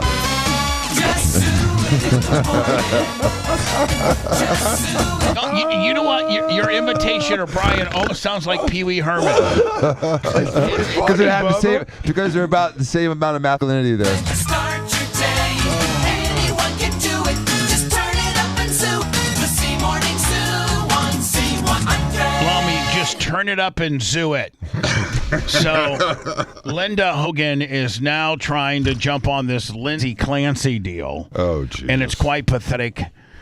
She is wearing a shirt that has the old crusty old timer that's representing her. Which, by the way, you know what? For all you bitches out there, 30 to 50,000 women that have donated over $1 million. Do you know that money is not for her legal fee? It goes directly to her mom and dad. What? Yes. What? Lummy, will you look it up for me? But I've been told that the GoFundMe account that's now over $1 million for Lindsay Clancy does not go to the old timer for legal fees. Supposedly that's already taken care of.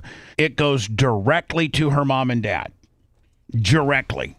So anyway, Linda Hogan, because she can't get any traction being Linda Hogan, and Hogan's died.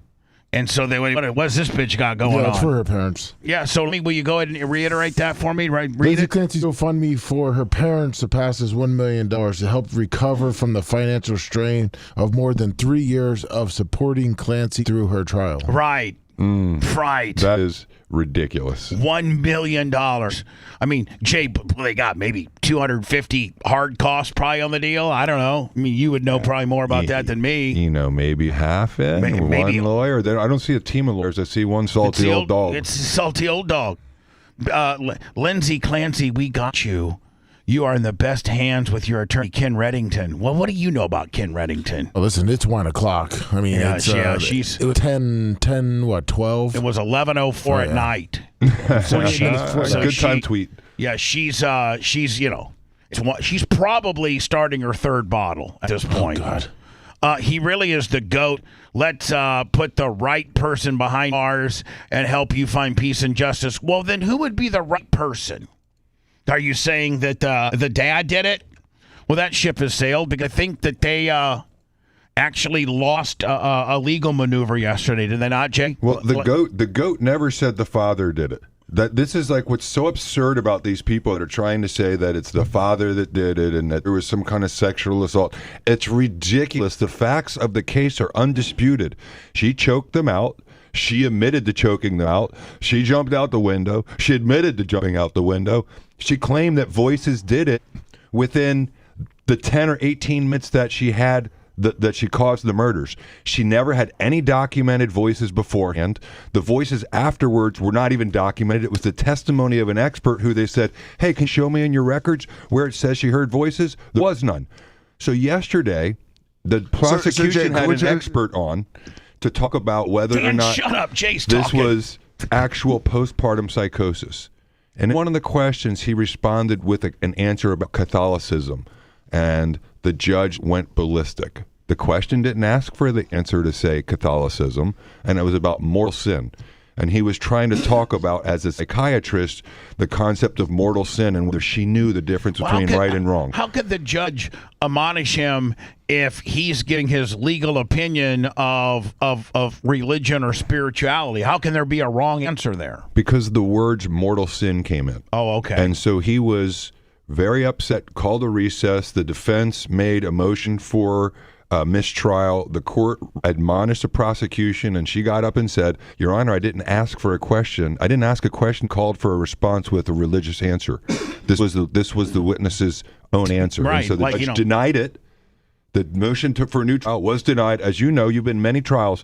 How many times did we make motions for mistrial? 3? Half a dozen, 3 times at least? I would say no less than 6. I mean, it happens all the time. And defended against him trial at one point. Right. 100%. They flipped the script on us. Yeah, so it was based on the prosecution's rebuttal expert, who was a psychologist, whose testimony, it's important for you to know this, Linda, is he said that the only claim of a postpartum psychosis where she was hearing voices was the exact 18 minutes that she killed the children.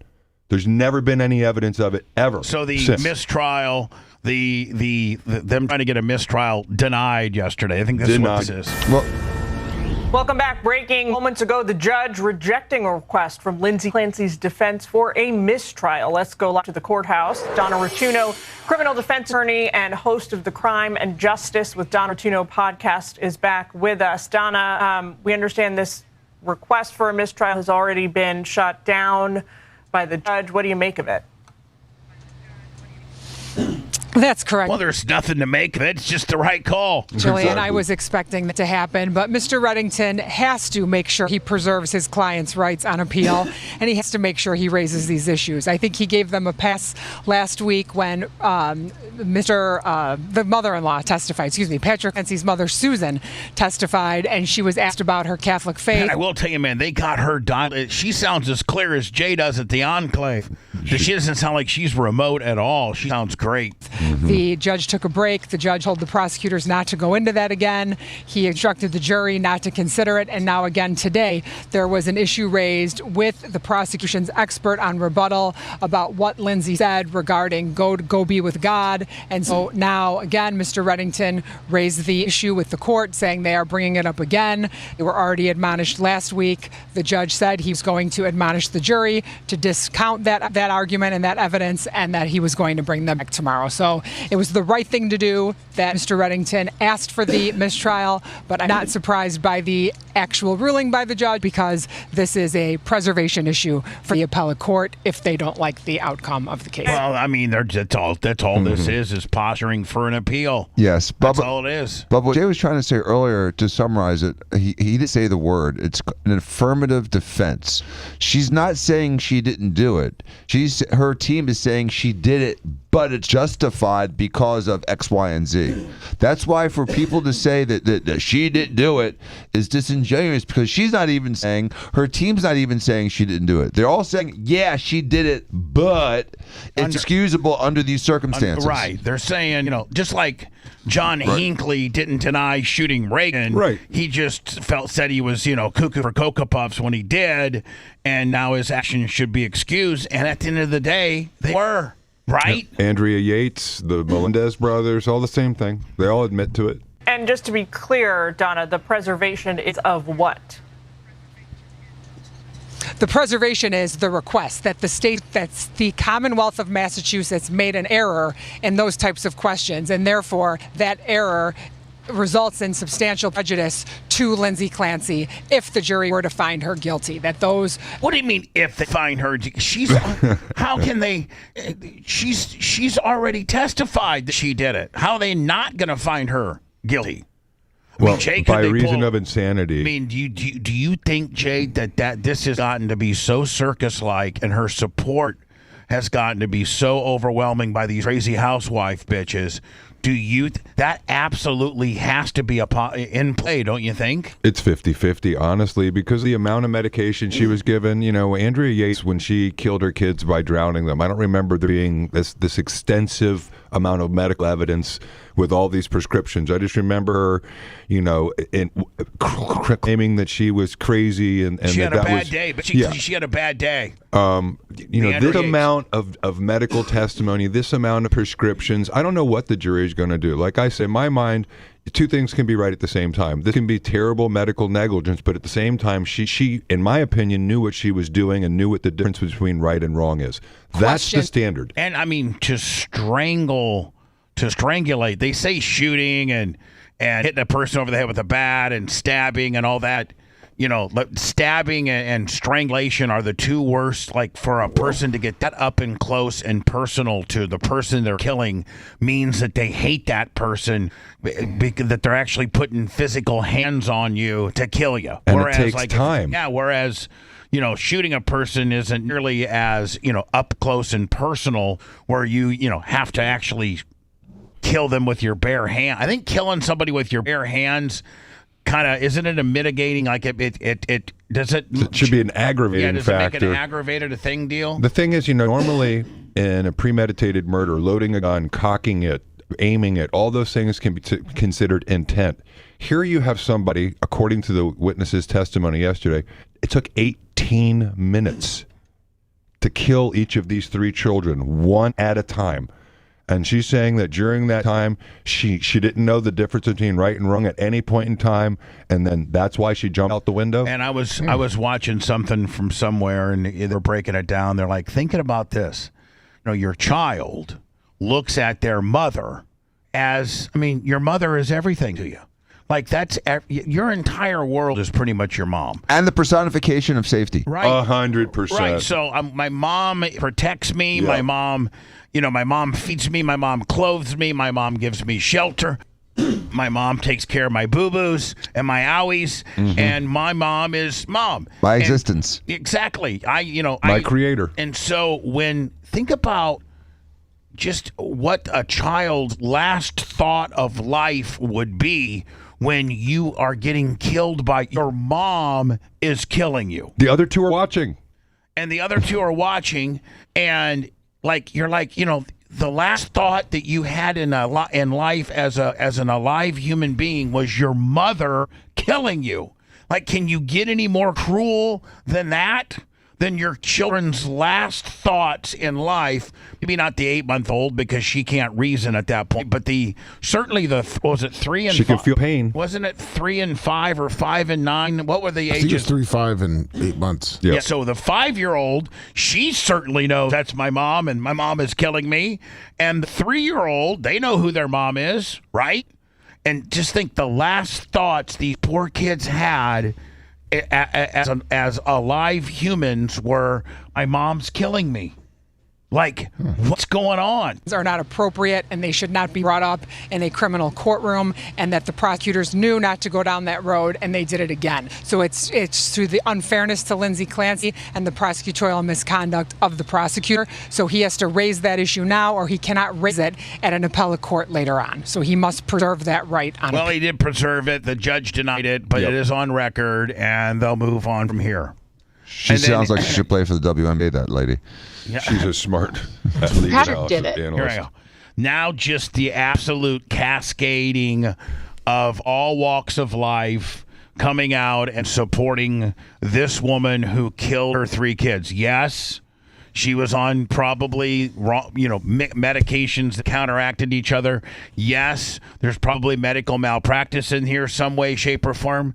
Yes, she was, suffering from something very debilitating, and us guys don't even know, how debilitating postpartum depression could potentially be. It's a real admittedly. Admittedly, it's a real thing that, women have to go through, unfortunately. And, 99.9% of all women that go through this are able to pull the nose up in their life and not kill their kids. No, Jay, you were saying on the Adria Yates lady? Yeah. She was on like a handful of medication. Was it like, which is why she didn't get the death penalty? Was it okay? Well, it wasn't quite as many as this, though, right? Right, SSRIs or whatever the hell. Yeah, Naldol, Remeron. Patrick did it. Patrick's the one who did it. Not Lindsay. See, that's asinine. Patrick did it. Like, so listen, you big-lipped, dumb, over-Botoxed bitch. Yeah, you like, no. What? Because this is the story that you want to paint? It has nothing to do with any of the facts, any of the testimony from the person that did it. Like, you just can't flip the script because a bunch of women are sad. They feel that she was not, handled correctly within the medical system, which she wasn't. But again, like I said, 99.99% of all women are able to pick themselves up, dust themselves off, and get through this very trying time of postpartum depression, whether it's leaning on your family, leaning on your loved one, leaning on your husband, leaning on your mom, a therapist. Like, at the end of the day, you just cannot make stuff up. Patrick did it. Patrick, no, he didn't. And you can't. And the only thing that looks dumber than your opinion are your fat lips that you over-injected. Because you better have cleaner bottom teeth if you're going to be ducking them out like that. Because I also heard that women typically don't strangle. No, they don't. Most moms don't strangle their kids. They don't kill them either, Bubba. Yeah. One, they don't kill, and two, when they do kill, it's not strangulation. That shows you how crazy this bitch is. But you're going to now just put it on the Patrick did it, because that fits my story and my narrative better. All of us pink shirt wearing, stupid housewife, insecure, husband's not giving them any D bitches. So awful to even say, but that isn't what a woman would do. They don't strangle. I was actually. All right, so what happens when the woman that you're defending says she strangled? Do you just say, "Oh, I didn't hear that part"? Yeah, exactly. I mean, I heard Patrick did it. My therapist told me. Yeah, my friend down at the coffee shop down at Starbucks said Patrick did it. In therapy today, and my therapist and I were talking about it, and I said, "Well, what do they do?" She said, "Well, they poison," or I said, "Oh, or drown them." Well, we literally had that conversation today. And she looks at me and she says, "Man, if you're the significant other bolted up to this thing, if you're the husband to this." I think he's famous. He is. Harry Hamlin. Harry Hamlin. Yeah. From LA Law. Wow, yeah. That's her husband? Yeah. Yeah, this chick was in soap operas. She's been And famous now- for yeah. 30 years. Yeah. Isn't she the most jilted? She got nominated for the most awards and never got one on the daytime Emmys, I'm pretty sure. I'm glad. She's irritating to me. Band found with Here we go. So this is. Look at those babies. So that's what you should put up every time someone says she was just suffering. It's like, okay, 3 kids are dead. And hold on, not only that. Look at her hands. But I think that this woman here might be the forensic, the prosecutor. Yeah, this is the prosecutor, and forensically, she actually, in open court, describes to the jury and to open court how this was done, and it's very descriptive and it's very, very, very, very disturbing. But it's information that the jury needs to have to better understand what these children went through and how much of a monster this person is to have done this to these 3 beautiful kids. Look, you couldn't get, that's the all-American kid. You got a daughter, you got 2 boys, you got a happy, they all look happy, they all look healthy, they all got matching pajamas, looks like they're very well taken care of. You know what? They were very well taken care of until they weren't.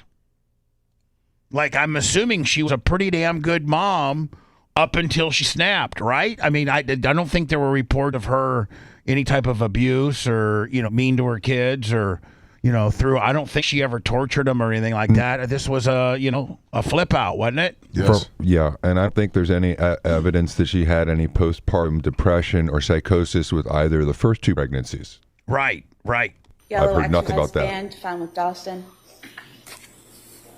Black exercise band found with Cora. And the blue exercise band found with Callan. My Lord. Now, do we know, and I'm not trying to be too particular, like too much details here, but do we know the order of which he killed him? I don't. I think they do. Can you Google and see if there's an order? I would say that she probably left the infant for last because the infant can't figure out what you're doing and maybe run from you, right? I would think If that I'm would the- go to state of mind too. If I was a prosecutor, I'd want to know the order. I definitely think that that's in play. It should be. As to what her mentals were when in just the I think the order of which she killed her kids is reasonable data for the jury to be able to ponder. For state of mind. Yes, you know what? Because if it's really maniacal, it's even more maniacal if you start with the oldest, because the oldest could figure out potentially what you're doing and run, right? Yeah, it goes more to show the premeditated versus psychosis. Right. Like you knew what you were doing. You started with the oldest. Yes, exactly, because you had a plan. Right. Because you knew that if you start with the youngest and the 3 and the 5-year-old saw that their little brother just took a lick, they might run outside, run to the neighbor. They might run outside. And when you saw Lindsay on the ground there under the window, which direction was her body facing? Her head was closer to the house. Her feet were away from the house. And think about this poor guy. I know he went on to marry a new chick pretty quickly, but I mean, you can't hold that against him. He needed somebody to love him and support him during this very tumultuous time. I mean, he lost all 3 of his kids And his wife. Dude, I'd be lost if tomorrow I didn't have my family. I'd be lost. He did. As long as you got Dan. He did 3 Dan years. would be there for he me. did wait 3 years. I love you, Dan. Dan would be there for you. You know he would. Steve jumped ship real fast, No, but he Dan's would. there. They'd both be there to support me. I'm just kidding you. I'm just kidding you. You know how Steven is of all the people. We're so lucky in that regard, Bub, all of us, including you, is that when we're down, we have people that are there to support us. Yeah, Steve's right. Like Steve's Johnny's support mechanism, man. He's there for you. He really Every is. time, right? Yep. And did you go to her? Yeah. And did you observe any injuries? Yes. And what did you see? She had deep cuts on her wrists, and she had a red line. Now what? Now let me. Is this the oldest? Is He's describing wife. Yeah, when he walked up to the across wife. her neck. I wasn't sure what it was first, but she cut her neck. Did you say anything to Lindsay when you found her in that state? Yeah, I'd be like, dumb bitch. What did you just do? Are you kidding me? Yeah, I said, what happened? And what was her response? She said, I tried to kill myself. Did you ask her anything else? I said, where are the kids? And what was her response? She said, they're in the basement. Upon his observation of us, myself and Officer Hall, he proceeded to... Yeah, and another act, Jay, of premeditatedness is taking them to the basement. Like, that's another act of being premeditated, knowing that it's going to probably play out better down there than, 100% upstairs. Bubba, where no one can hear it. Yep. Head in our direction, leaving that room. And at that point, he looked up and... Yeah, but we got 50,000 women that have given this bitch $1 million because they're like, she didn't do it, and we support her, and her husband did it. He screamed she killed the fucking kids. Oh. Yeah, so when they removed Cora, myself and Officer Cahill went back upstairs where... Did you hear that, Lisa? I Anna? announced it. She did it. She admit she did it. Mr. Clancy. Lisa Big Lips. In the kitchen. And what was his demeanor in the kitchen? He was still frantic, kind of in shock, still screaming and losing himself. And I think at that point, I don't know, one of us requested that we get an ambulance for him as well. Did anyone ever tell you not to leave your kids alone with Lindsay? No. Man, this guy even looks like he's just... Well, he's got to relit now again. I know. I mean, he just... you can feel for the dude. I know that a lot of people aren't his fan, and he's supposedly remarried quickly, but... 3 years is not that quick, Yeah, though. I mean, No, yeah, it's exactly. It's really not. And you know what? Especially when you're rebounding from that. Meaning, like, you need somebody to be there for you and to be there during your lowest moment, and then you know that you could testify in a big public spectacle. And he never, ever probably figured out there'd be 50,000 bitches that try to blame him. No, and they don't, they're not alleging he had another girlfriend or he had some other motivation. There's none of that stuff that you hear in these types of Insurance cases. money or right, anything like nothing. that. Nothing. In January of 2023, did Lindsay ever tell you that she wanted to harm your children? No. Did she ever tell you she was going to kill your children? No. Did you receive, a few days after this happened, did you receive a phone call from the defendant while she was at Brigham and Women's Hospital? I think it was like a week or so after, yeah. By the way, Patrick Clancy, her husband's on the witness stand. Is this direct or is this redirect, Jay? This is on direct, and this is the part I was telling you that was so poignant where he was stoic, and we just couldn't find the clip. This is what I'm talking about. He's talking about the murder of his children, and look how he's handling himself. He couldn't handle himself any better with regards to being your body language being sad, your demeanor being sad, but you being composed enough to be able to navigate through the worst story of your life so that the jury can truly understand the truth. You know what I'm saying? Like, you know. It's so sad what he's doing. I can't imagine the night before trying to sleep.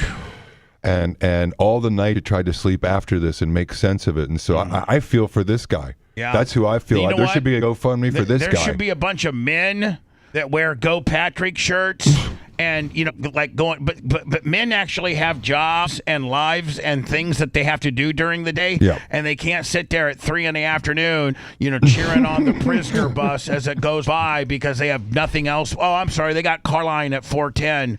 But other than that, that's all they got. Meanwhile, the husband's out working 2 jobs, construction, laying concrete, whatever the hell, doing weekend roofing jobs. And I'm just saying, like, because men have stuff to do. You think his new girlfriend's crazy? Or his new wife's crazy? I hope You think not. he's attracted to crazy? No. I think she's in the medical field. Yeah. No, I think not. And what did the defendant say at that time about what had happened with the children? Here it is.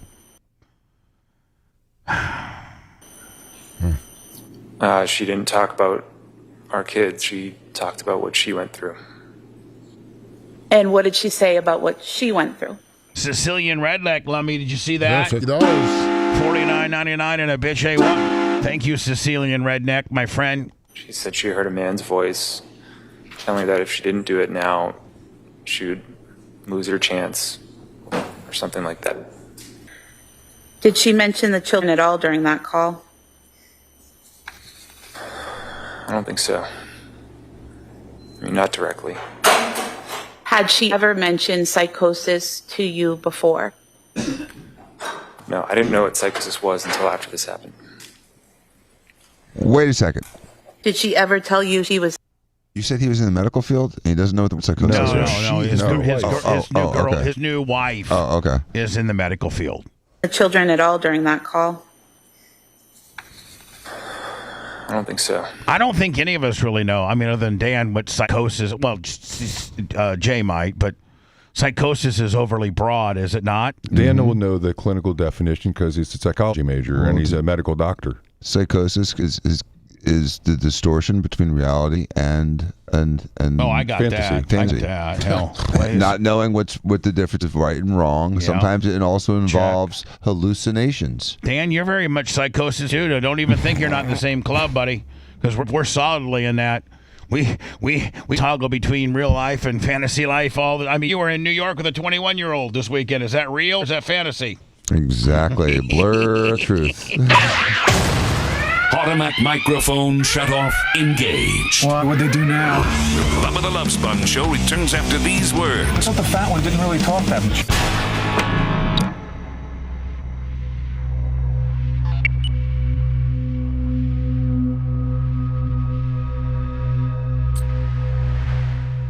Okay, so listen to me.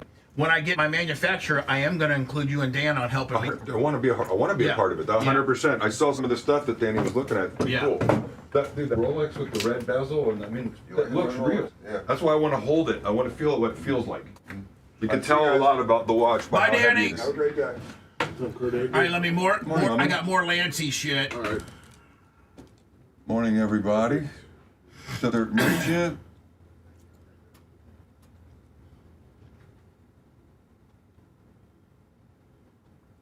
Sorry if I nerd out a little bit on this stuff. I love this murder trial. It's for me as a lawyer, I find it very intellectually stimulating. But Finn 212, good morning.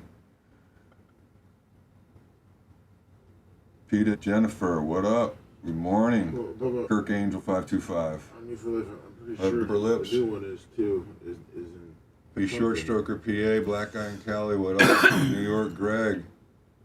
Kurt, Army for Life, Mike from Mass, White Ice Tea. What up, everybody? Rainy Delay, good morning. Grouper Lips, Uncle Rocky. Cash 239, what up? Good morning. Yeah, the new wife is named Dr. What up, Chris Cracker? How you doing, buddy? Stacy M. Gregory, Glenn Longnecker. Good morning, everybody. I think that means the doctor by Army for Life.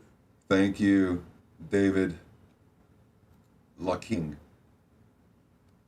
It was a trip to be sitting in that depot and see him put it all together. What up, F-15 crew chief? How you doing, my man? Thank you for your service. Rick Gosnell, the Grizzly Bear, good morning. Jeff Schwartz, 8900. Thank you for asking. It went very well. I think I may have convinced the judge to go my way. It was a big hearing and got some good in case law, so I'm really feeling pretty good about it. Shocker, right back at you, Permagrom. What's up, Hide Me 47? Tony Peters, 44, right? You're a watch guy. Sometimes 44, if it's got rough edges, is a little bit uncomfortable. But I'm a 44 to 40 guy. What up, Heather? Spin instructor.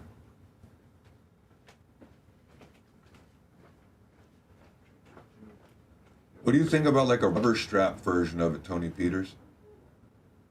Makes it easier to adjust. I think at least 42 for what he's talking about too, Reggie. I think a 40 millimeter Rolex is probably a little bit smaller. Good morning, Biggie. How you doing, Neds? His Zerps. Jeff Frierson, good morning. What up, Frank? How you doing, buddy? 42 sub day. I like that. Yeah, I mean, a rubber strap would be cool. Some of those Rolexes and those other watches, it's just you can wear them more frequently. What up, Henny Jacks? Good morning.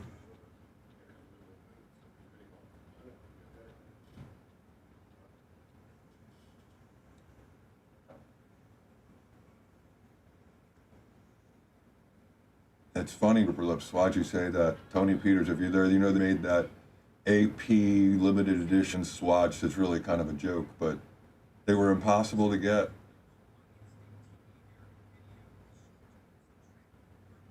Good morning, Rob Kibbe.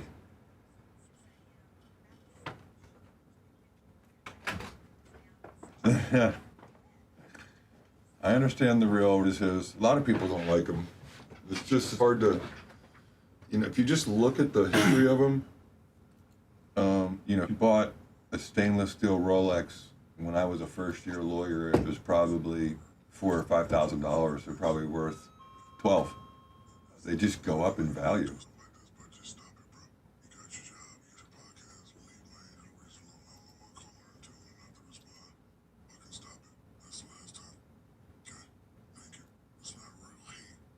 Thank you, Reggie Dunbar.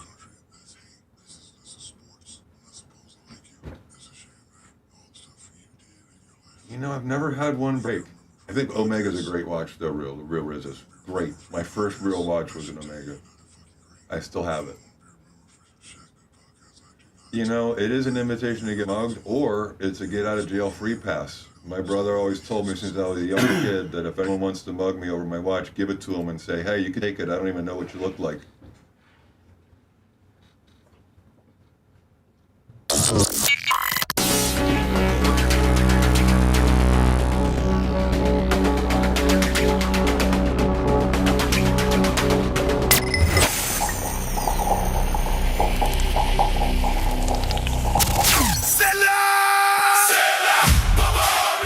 Clouds, Vapor and Smoke Shop, your one-stop destination for all the good stuff. They've got Nick Vic's delicious edibles and THC products. Also a wide selection of Kratom and Kava, killer glass pipe selection, and fresh incense to set the mood, all at the best prices. Full Kratom and Kava bars and relaxing lounges located at each one of their locations. Bay Pines, Largo, Clearwater, Palm Harbor. Mention Bubba Army and get 15% off your entire purchase. Strange Clouds, Vapor and Smoke Shop. Come get lifted on good vibes. 4 locations location serving the Tampa Bay area or online at shopstrangeclouds.com. Banned in all 50 states and 100 countries. We're back to the Bubba the Love Sponge Show. Jay slides over. Dan is gone. It's the Bubba the Love Sponge Show. I am officially out of here tomorrow and Thursday. Headed to Warsaw, Indiana today. Fly into Indy, then drive north 2 hours to Warsaw. Larry is making homemade sloppy joes for tonight. Nice. Yeah. And then let me see. Tomorrow, Wednesday. What I got tomorrow, Wednesday? I got Johnny Costica for a late breakfast at Bob Evans. And then I'm gonna go down to the park with Larry and see the boys.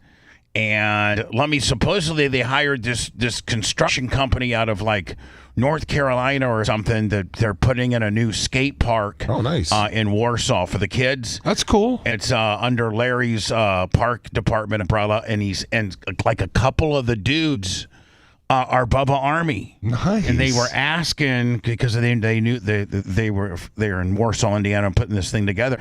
And I guess they asked Larry, "Hey, isn't this Bubba the Love Sponge's hometown?" And Larry said, "Well, yes, but he's also my best friend. He's going to be here this week. So I'm going to go down and say hi to them." Nice. And then Thursday, we always do pizza and play cards with Larry's mom, Mrs. Plummer. We play euchre. How cool. Jay, are you a euchre player? I've never played it. Never played euchre. No, I never Lummy, played are a you lot a of euchre cards. player? Yeah, I played euchre before. You're familiar with Yes. the jacks being the right and left bower? Yes. And yeah, okay. Mrs. Plummer Dorothy is always my teammate. I love it. And we play against Larry and Mary Lou, and Merch Crick keeps score. It sounds awesome. She can't quite figure it out. When are you going to talk to the team? I don't think I'm talking to the team this year. Oh. Yeah. I don't think I am.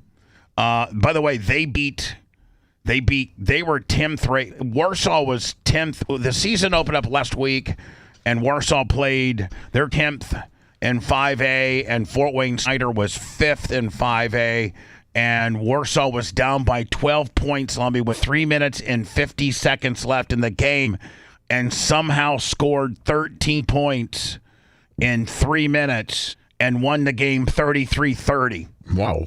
They were down 23-30 with like 3:50 left, and they won, and now they're 5th. Warsaw is 5th rated right now. They're the 5th rated 5A team in the state. So it's alumni night. I remember I missed last year, Lummy, because of our of the movie premiere of The Video Killed the Radio Star. That was about a year ago, wasn't it? Yes, it was. Was it in September? I think it was in September, wasn't it? I thought it was end of August. I forget what it was. The women who are out front of the courtroom right now, dressed in pink, in a show of support for Lindsay Clancy, who are making this some sort of cause, I find that completely abhorrent. Mm-hmm. There are 3 children who are dead right now: Cora, Dawson, and Callan, and you don't see a single. It's just like the same people that are out there for the Carmelo Anthony thing, that's trying to flip the script on what really happened, and honest to God, root for a completely guilty person that society knows is guilty, that all testimony leads to their guiltiness, that a jury found them guilty, but you can't. This is a prime example of society not having to accept reality. 100%. And it's the causes that people choose to defend now are abhorrent, whether it's this or the October 7th, Luigi Mangione. I mean, people there's actually women that are justify trying to it. marry him because he's so good looking, and they're like, there's women that are in love with him. A killer. They've been doing that since Ted Bundy, and so it's just really strange when you see human nature to be defensive for people that are in no deserving way of a defense. Women out there expressing any show. You didn't see anybody. Well, I think the Austin Metcalf did have supporters, did he not? I think that was a highly polarizing. I think there was one side of the street that were supporting the victim, and then there was another side of the street, including the new Black Panthers, that were supporting Metcalf. Until the texts came out this week, and Your Honor said, "Nah, I think got it right the first time. No retrial." Sympathy for the children who were murdered. You know, I thought about those children. My son is 1-year-old. He was just a few months older than Calvin was when he was strangled to death. And Lummy, were you ever did you ever find out what order they have not released that. They just said when they came upon the bodies, they were obviously all dead. I thought about those children and how they must have felt in their last moments. Oh, kind of like what I was saying. In their last moments of life, their last memory of life is their mom killing them. How traumatic can you get any more mean and just downright possessed to want your kid's last thought in life to be you killing them? Like, I mean, that's psychotic in itself. How they must have been so scared. How they must have been so confused because the woman who was supposed to be their protector was strangling them to death. So, to Josh's point, can you imagine, Jay? You held Arlene in the highest of regards. You were the youngest, and she was your everything, and she took you to school, made sure you were fed, and made sure you were third in the bath, and Arlene, but can you imagine, No, your I can't. mindset of you looking at your mom, her in her beautiful eyes, and she's killing you, Jay, and she's already killed Steve and Danny. My whole life, you look to your mother for support and love, and I still do now. Yeah. When I got a bad day and there's no one else that can help, who can? Mommy, Arlene, my mom. Yeah. And so sometimes it's like I couldn't even imagine as a young child seeing that type of rage in my mother's eyes as she, systemically choked out me and my family. Yeah. I mean, it's brutal because, like you said, there's also a personal aspect to it, like stabbing. Strangulation doesn't just happen. 18 minutes is a long ass time. Quite frank, I don't actually care if she was in a state of psychosis. That's it doesn't mean anything to me because the law is clear. People have to face accountability for their crimes. And I've been entirely consistent on this issue, whether it was Irina Zarutsa's killer, who's also probably clinically insane. I still think that he should go to jail and suffer for what he did. The problem with our criminal justice system right now is that it's so overly focused on rehabilitation. Our judicial system is so soft that they actually oh my God, that guy spending 25 years in prison just seems like very excessive. Oh my God, that's the rest of his life. I can't believe John Hinckley Jr. got out. Oh my God. I can't even believe, I mean, it's like I can't believe some of the people that got out that in my lifetime committed some of the most heinous crimes ever. You had some liberal District of Columbia, judge. I think that was didn't Nixon wasn't the judge that Nixon that let Hinckley use the insanity deal was appointed by Nixon. You would think that would be like a Jim Carter kind of deal. Also lost sight of the fact that it's meant to be for punishment as well. Mm-hmm. People actually do need to be punished for their crimes, and that's important as a civilizational standard because our criminal justice system rests on belief that the people who violate our laws will be punished, and that the man, I'm having a lot of drainage today. I don't know if I'm catching something. No, hopefully not. Necessary punishments will be doled out to load up on some antibiotics before I hit the plane by the state and not by the aggrieved. If it cannot do that in this case or in others, we have a much bigger sign of moral collapse. Oh, we got moral collapse, my friend. I mean, it's beyond. I think it's beyond repair that we are so messed up as a society that we got this chick out there who should be at work or taking care of her family, or I don't know if there'd be anybody married to this beast. Women deserve... Not necessarily because she's a beast, just because of she's a beast with this type of stupid message that's driveling out of her mouth. Women deserve support, and Lindsay didn't receive the support that she deserved. We love you, Lindsay, and we're here for you. We're here to show support and love for her. Today is to support the postpartum health of women. I have 5 children. I feel like... And guess what? You didn't kill any of them. And guess what? You probably went through postpartum depression and you just were a kick-ass woman that got through it. was there for your family, was there for your husband or your significant other. You were a good mom. You raised your kids. You had some trying times, probably thought some stupid stuff here and there. Maybe you had a friend to talk to, but you know what? You didn't kill your kids. That puts you at a far different level of, I mean, one would think that you would be far better than what you're doing right now, and that's sticking up for a woman that murdered 3 of her kids. Anyone who has had kids understands that postpartum period. Lindsay Clancy was begging for help from everything we can see, and I don't think she got it. Professionally, it hits me, and personally, it hits me. With mental health, we've done a really bad I think women are getting crazier. I think they the are. ones in Massachusetts job are. of recognizing that just Because they got the shows like The View on. Yep. And oh my God. somebody says that they're doing okay, doesn't mean that they're doing okay. I'm here supporting Lindsay because I've been through what Lindsay's going through and been failed with mental health. She was failed. She was let down.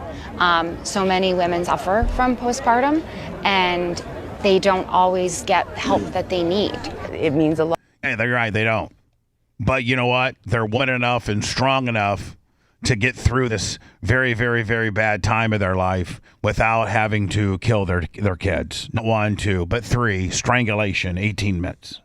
It's a lot to me because I can feel that pain and that disparity as a mother to a mother. And Clancy supporters see her lawyer, Kevin Reddington, as a crusader for postpartum health care. And let me ask you a question.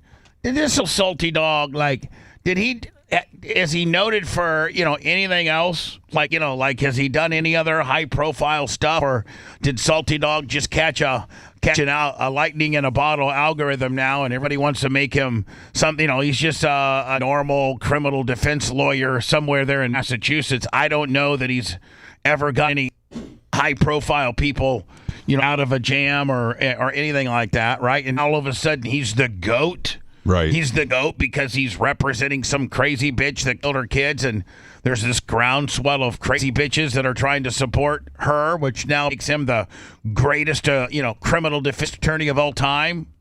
Come on, man. This salty old dog. He's probably fighting red light tickets last week. And Lindsay's here. Oh, Reddington. God bless Kevin. God bless him. We do love Kevin. Kevin is so instrumental in this process because he's giving a voice to all these women that have had no. And this is what the standard Massachusetts liberal, crazy, Martha's Vineyard, Cape Cod, rich husbands, busting his ass, making a living while you're out able to wear your little Louis Vuitton bag and drive your little Mercedes SUV or Escalade and be the happy homemaker that you are. You have so much time on your hands that you can sit outside of a courtroom and root for a woman that killed 3 of her children. So it looks like he's represented Mo Vaughn, who was acquitted of drunk driving. Mo Vaughn, the famous Red Sox. Yes. Yeah, he's actually got some real chops. Michael McDermott, who was found guilty of gunning down 7 co-workers at his company. Yeah, well, that didn't work out. I mean, the old-timer didn't got a favorable ruling on that, right? No, Terrace Rogers, a woman accused of murdering her boyfriend by plunging knives into his eyes. Is she in jail? No, he won that one. He had 100 murder cases. Oh, well, that's incredible. Then I guess, Jay, perhaps he probably is the GOAT. Well, like I told you, just watching him, I thought he's done a great job with a horrible set of facts. And I'm not saying he's the GOAT. I'm just saying he's done, as a single guy in that courtroom, I can respect the lawyering he's done. He's done a great job of lawyering and preserving that evidentiary objection yesterday, crucial for the appeal. What he did the other day before that, crucial for the appeal. I don't know that he's going to win or not, but that doesn't make a good lawyer. But what makes a good lawyer he is set it up, isn't he? Yeah, he's done a heck of a job. Yep. Voice so long. We're so grateful. I mean, sometimes good lawyers represent bad people. A lot of times people do. That's why I don't do criminal law. Right. Someone's hearing us, and we can shout from the rooftop that finally someone is hearing. You know who's not hearing you? 3 little kids. Those people don't hear you. That we as women, we do need help. Yeah, you're not kidding. Let me play that one again. Right here. This is the statement of the day, Lummy. The rooftop that finally someone is hearing that we as women, we do need help. You know what? So do us dudes. We need some help too. We compartmentalize and keep all our stuff in. And by the way, we don't kill our kids most of the time either. And we do need support. And see, that's why we're all here. And we love. I hate that, Boston, Massachusetts. Yeah, boy, I hate that. Love you, Lindsay. I feel that this could be like a watershed moment. This needs to. It was so tragic, but what country is this? Is this flag from? I was just thinking the same thing, like, Bubba. What is that? Is that Turkey? I don't know. Like, what in the hell do you got a turkey flag up there for? That shows you how crazy these bitches are. They won't even carry American flags. They got turkey flags. from this, we will see a huge change. We will see that people are. I really feel like the village needs to come back around women after they have children. I hope that doctors will not just dismiss women, because that is what's happened. All right. I mean, I think this guy pretty much breaks it down like kind of what every common sense person's doing. Case has driven people insane. This video of Patrick Clancy was shown in the courtroom. Oh yeah, by the way, this is the best. This guy breaks it down better than anybody that's trying to blame Patrick, the husband, like these crazy bitches are. Patrick would have had to go through this series of sequences in order to have been able to get there, get back, get there, get back, and kill these three kids within the time frame of what they were, they investigated and figured out when they were dead.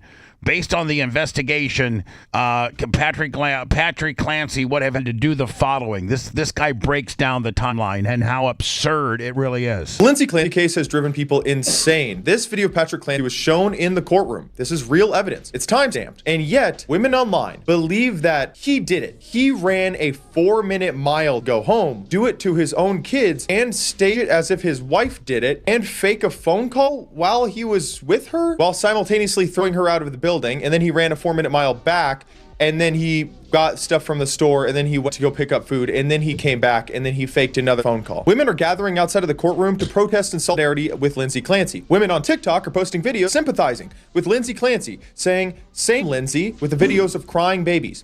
All of these women need to have their kids taken away immediately. These philosophers at 8 have raised nearly $1 million for the Musgrove family, the parents of Lindsay Clancy, just because they had to go to Lindsay Clancy's court hearings. Again, this is not money. Yeah. Again, this guy breaks it out. This is money for the legal team. This is money for the mom and dad. So your daughter does the most unthinkable thing ever, and that is kill your 3 grandchildren and try to kill herself. She's now permanently disabled, paralyzed, and going to spend the rest of her life in prison. So what type of, that's a hell of a deal. You lost all your grandkids, and your wife and your child killed them, and she's now going to be paralyzed in prison. Just because they had to go to Lindsay Clancy's court hearings. They get $1 million for that. Again, this is not money for her legal defense. The defense in this trial knows that she did it. She knows she did it. They just want a not criminally liable verdict because she did it, but, well, the system failed her. Or actually, she wasn't mentally well. But even her own fans know that she did it. That's why they're saying, same. They support what she did because they hate their own kids. A TikToker was added to the trial to testify about the conditions in Cape Cod and her access to medical resources. This is how stupid this fucking court case is. I wonder if the defense will also add an astrologer as a witness to testify that a Leo doesn't kill their cubs, or that Patrick was a Gemini, so he must be responsible. People online think that if they post a clever gotcha, then suddenly they can change reality, and this guy breaks it down. It's so right, because they can post some kind of viral gotcha gimmick and have a little catchphrase, same Lindsay, that can change what happened. Like, you can now make believe it into something else. Like, you can totally just flip the script and, pin this on somebody that's innocent. Even though all investigations and the woman that did it testified that she did it, none of that's in question. But the fantasy world that these women live in, they don't have to accept the truth. They can make their own story up. Right, and this guy's got the receipts. He goes to the pleading, the complaint that says to go to God. That's why that question wasn't a problem. She said that the male voice told her that they needed to go to God. So 70 days, $200. It's just Thank you, what Sunny he's Days. doing is unbelievable because he's going through and he's showing all this stuff, and he is really blowing that theory out of water. Absolutely. Who did a horrible crime is no longer guilty just because they say so. I actually believe the algorithm intentionally boosts stories like this to steer public narratives and or distract people from other important issues. There's a variety of important issues going on in America right now, but people on TikTok are obsessed with this bullshit. Mockingbird Media and the NBC News platform, which has 12 million followers, is boosting this drama. We are truly witnessing mass psychosis driven by the algorithm. It is. It'd be like if we were out there, protesting for Benoit, Chris Benoit. Yeah, when he killed exactly. kids. With blue shirts on. Yeah, if WWE and all the male, because it's pretty much a male mental health. Well, it's a male-dominated, followed sport as well. All the men that go to WWE, they started Team Chris. And because they're having problems with steroids and CTE, concussions, and having roid rage, and so they should be able to kill their kid on the cable crossover and kill your wife. I think he killed the dog too, didn't he? Yeah, I think he killed everybody. Yeah, I think he killed everybody. Kids as people and think about them as ceramic vases for just 1 second for me, okay? I'm a forensic scientist and a former CSI. There is a lot of confusion about the actual issue in the Lindsay Clancy case. The issue is whether she was in psychosis at the moment that she killed her children, which would make her not criminally responsible. Basically, she would go to a psych hospital instead of prison. Psychosis can be difficult to understand. That's going to happen here. You can just see it. That society is going to cave and put her in a psych ward for the rest of her life and not in a women's penitentiary. You can just see it. So help me make this. I think so, and it's not right. It's not the right ruling. She's a murderer, but society, for some reason they pick and choose who they let go, and whether it's OJ, right, or whether it's this bitch, they're going to give her a soft landing. She's not going to get what she deserves. She's going to get what society has picked out for her through this, unbelievable groundswell of social media support. It only takes 30,000 women. Just think about this. It only takes 30,000 women and $1 million to change a triple murder into something different. Right? Yep. That's all it takes. 30,000 nutbag housekeeping Boston, Massachusetts bitches and $1 million will probably pretty much ensure that this woman doesn't go to a women's penitentiary. She goes to a John Hinckley type psych ward and probably, sees the light of day one day. I want you to think of these kids as if they were very expensive ceramic vases in a museum. And instead of thinking about psychosis, we're going to think about epilepsy. So imagine that Lindsay is in a museum and she is a person with epilepsy. She's had seizures before in the past. I don't want to go down. That's just dumbing it down. Jesus. Yeah, finally. When we return, Lummy, The View. Oh, God. Do you know what they say is wrong with society? What's that? Men. Of course. Men. Their actual quotes are, "We don't need men." And it's listen, man, it's open season on men. It's open season on American men. Now you can be Somalian, you can be you can worship Muhammad and Islam and Sharia law in Dearborn and Detroit. Obviously Minnesota is full of Somalians, and it's not cool anymore to just be an American man, white or black or Italian or Asian, Hispanic. It is open season on men. Our country hates men. And you get these fear-mongering, yentas from The View, and they flat out say it. We don't need men. And as funny as it may sound, there's a lot of truth to it. They wouldn't spend 5 minutes on it, breaking it down on The View if it wasn't happening. We'll get to that next. If you want 24/7 on-demand Bubba and the crew, go to BubbaArmyHQ.com. Right now. The Bubba the Love Sponge Show will be back after this.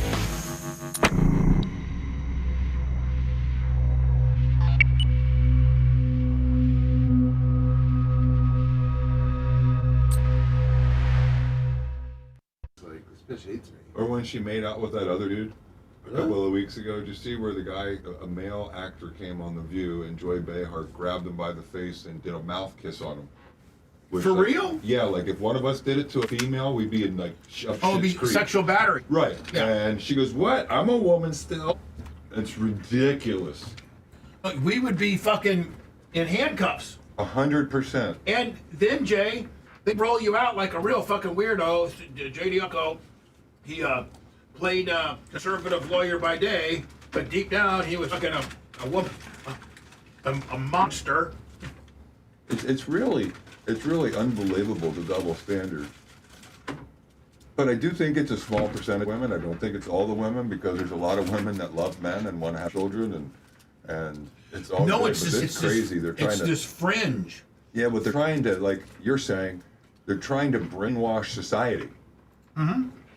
And that's how you get the pink shirt ladies, is by this kind of shit happening for 5 years. Mm-hmm. You didn't see a bunch of dudes in blue jerseys for Penny when he was on trial for killing the guy in the subway. Oh, yeah. Daniel Penny. The most justifiable homicide probably in my existence. Being canceled. What up, RZ Girl 68? Good morning.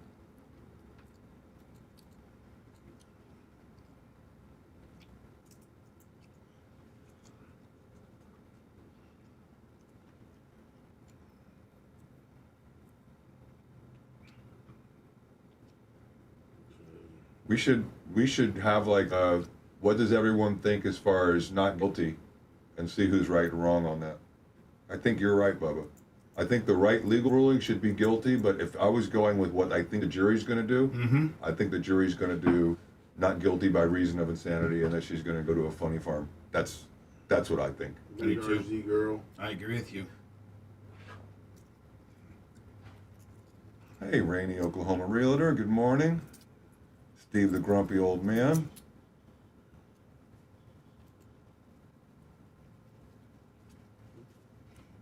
They sure are, Ned Hizzerps. Tina May, hung jury. That's an interesting one. Yeah. I would like that. They'd have to retry her. Be just fine with me. What up, Dougish Russian nerd? Jeff Schwartz, a poll. Not a bad idea. What do you guys think? Not a bad idea. Oh, well, it'll be overwhelmingly. Yeah. Next week, Steve. My pleasure, Katie Zug.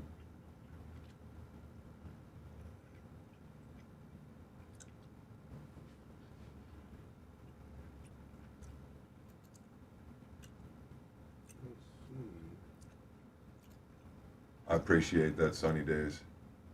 I try to hold myself to a higher decorum.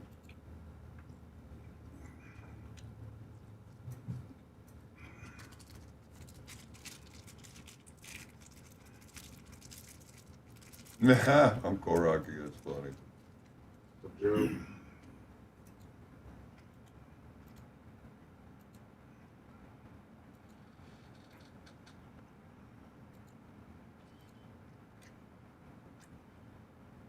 Rainy. Thank you, Rainy. We're all just a little different.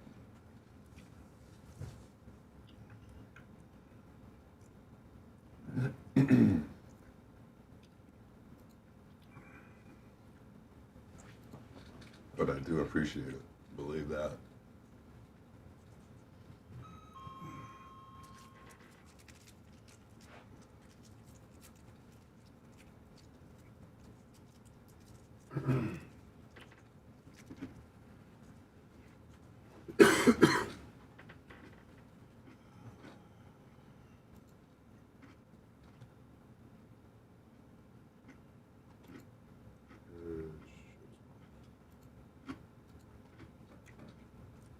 What up, Ned? No, HD.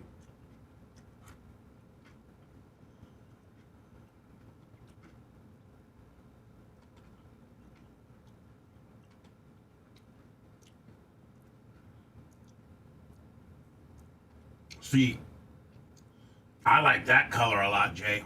I think that's cool looking.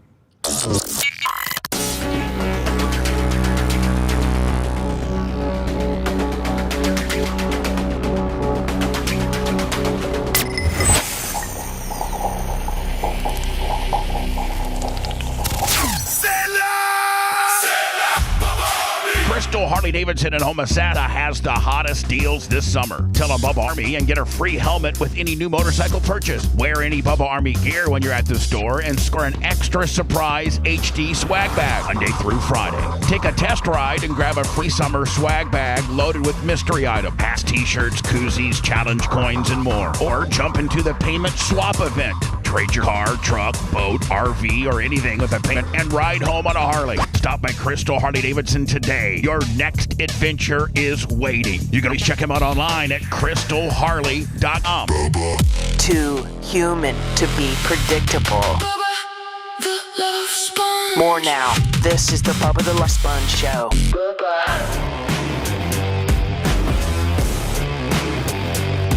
Hey, Lummy, tomorrow can you make sure that you take my mic off? Or I guess... Yes, of course. I'll take it offline when the show's when we get done.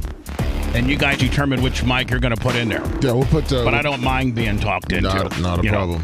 If it's okay with you. Of course. I'm a little bit concerned. I've expressed to you my concerns.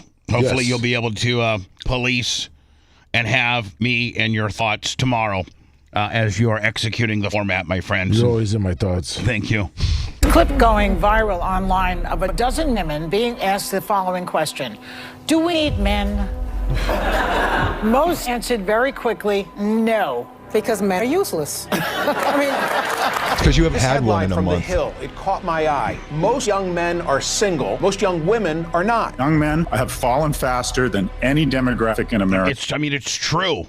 Yep. It is true. Over the last 40 years. It's a different world now. Like, we don't need men the way that they used to. No one needs men! The future is female.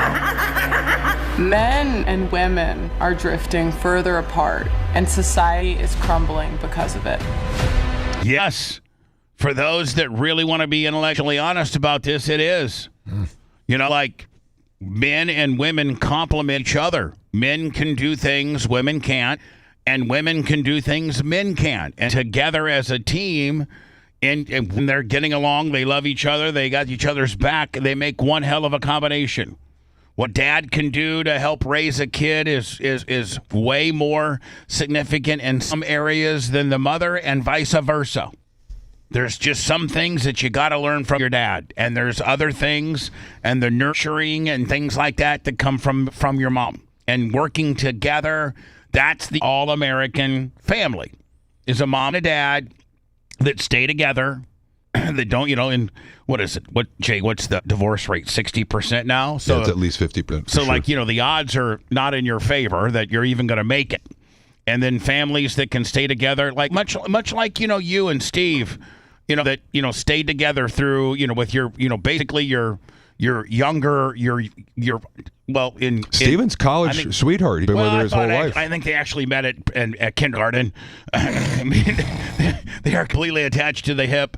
It is so cool to see how in love they are still after all these years, and 2 kids and empty nesters and 2 very successful kids. And, Steve, semi-retired, helping you out the firm, and they're still as strong as ever, are they not? And I attribute that a lot to Krista, because she's just... They rely on each other, Bubba. Like you're saying about, that we don't need men. Krista would never tell you, I don't need my man. I don't need my husband. I don't need the father of my children. I don't need my partner in life. No, she's old school like that, and so is your wife. That's right. So it's ridiculous, because what they're saying is provably untrue. We do need men, because without men, we can't procreate. Without procreating, we have no earth. We have no world. I guess we got the IFG and the IBs. Oh, yeah. We have all that now, where you can, be a woman and go to a sperm center, and they implant your egg with, Johnny Yale grad, and there you go. A fascinating debate has broken out about the value of marriage. You've kind of got the trad con versus red pill thing. This men's rights crowd that sometimes just goes too far the other way. You need to stop acting like grown boys and infants and actually become men. Marriage is a bond, and it's a sacred bond. It's a machine designed to extract resources from you. Now many of the red pilled have taken the position that it's bad for men to get married. Hannah Pearl Davis, or just Pearly Things. one of the most controversial faces in all of the internet. She goes on to say that marriage is a terrible deal for men. Because if me and you were in a business contract, you never sign a contract where I am paid to leave. Gee, what could go wrong there? 70% or something of divorces are initiated by women. Men have everything to lose, primarily their own children. Men get killed by the courts and by divorce laws. I had no idea that courts of family law were courts of equity, not courts of law. Boy, that's way understated. You have no idea how much the judicial system is skewed against the man. Just in today's modern era, in the last decade, they'll give a man 50-50. But back in the day, man, you started at 30% custody and you had to work up from there. And, hopefully you had a significant other that, valued you as a father and gave you 50%. Because otherwise, a judge wasn't. You were getting every Wednesday night and every other weekend. And I don't think what people realize what equity means versus legal. Equity means fairness. Yes. That means despite what the law is, we're going to do what's equitable and what's fair. And oddly enough, a good dad and a good mom, the kid needs both equally. Yep. You really do. In family court, you don't need evidence to accuse someone of abuse. You need no evidence. When you guys get married young, a lot of these men don't know what they're signing up for, and you're not going to be there when their entire life falls apart. I interview them on the other side. I didn't meet my son until he was 15 months old. How much did you spend trying to get him back? The legal fees alone was about $200,000. Before you know it, you're homeless. You're literally just thrown out onto the street. We absolutely reinforce bad behavior from women. Wives are taught to leave their husbands, and then daughters grow up without their fathers. Family is the foundation of society. Every problem in society comes from single mother homes. A lot of women will just chase this negative rabbit hole of happiness, endless happiness. Feminism's biggest failures is it lies to women. We tell women to date as many. Oh, I love that. Feminism biggest failures is likes to win. It lies to women. Yeah, I'm sorry, lies to women. Yeah. Guys, as possible. We tell them to put off family and marriage. You are allowed to leave your perfect husband. You are allowed to end a relationship with a really great boyfriend. Oh, freeze your eggs, have an abortion.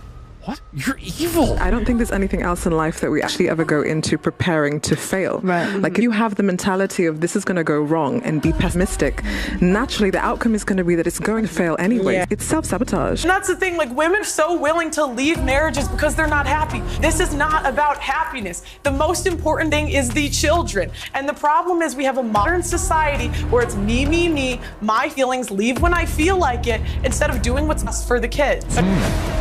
This myth, we live in an age of male privilege. Where's my male privilege? They think, well, men have all the rights. They have all the power. Privileged patriarchal system that we have. Why doesn't our society care about men's rights? I have new friends, no wife, and no social life. Men are alone in this situation. Men are homeless. Men are thinking about... I mean, it's tough being a man.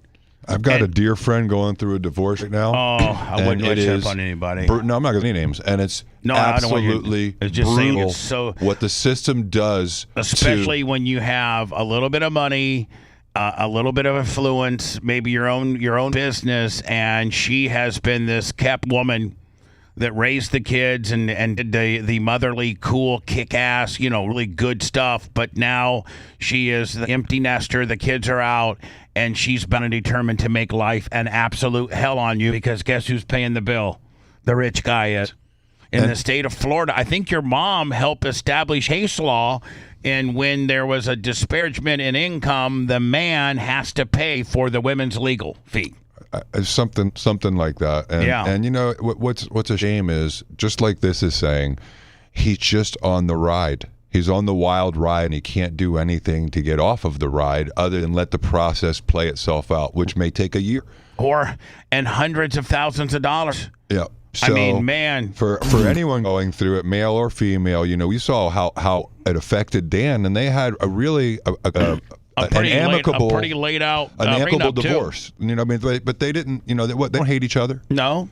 And she didn't make it exceptionally difficult and be a real, difficult person.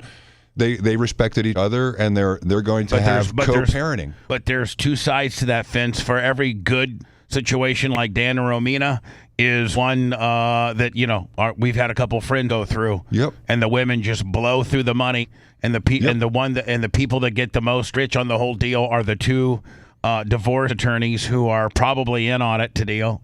Knowing that, hey, we got a good payer here. Let's churn this thing out. Let's get forensic accountants. Let's get child custody issues. That's why I don't do family law. Let's do guns. I've seen so many men on the brink of suicide. They didn't do anything wrong. How are you equal if the men are the ones that have to fight and die to defend the country? The men are the ones that build and maintain all the infrastructure. Women are helplessly dependent upon men.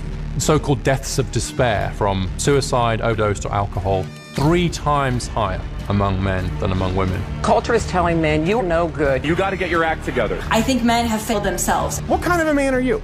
What kind of a woman are you going to attract? If men are in trouble, so are women. Everybody knows this is a huge problem, but nobody wants to admit it. Every single woman at the table said they wanted a man. 500K, 500K, 300K, 200K. Am I crazy? Everything is reset up against you to fail as a man. If men make less than women, women don't want to marry them. So you know who wants more economically and emotionally viable men?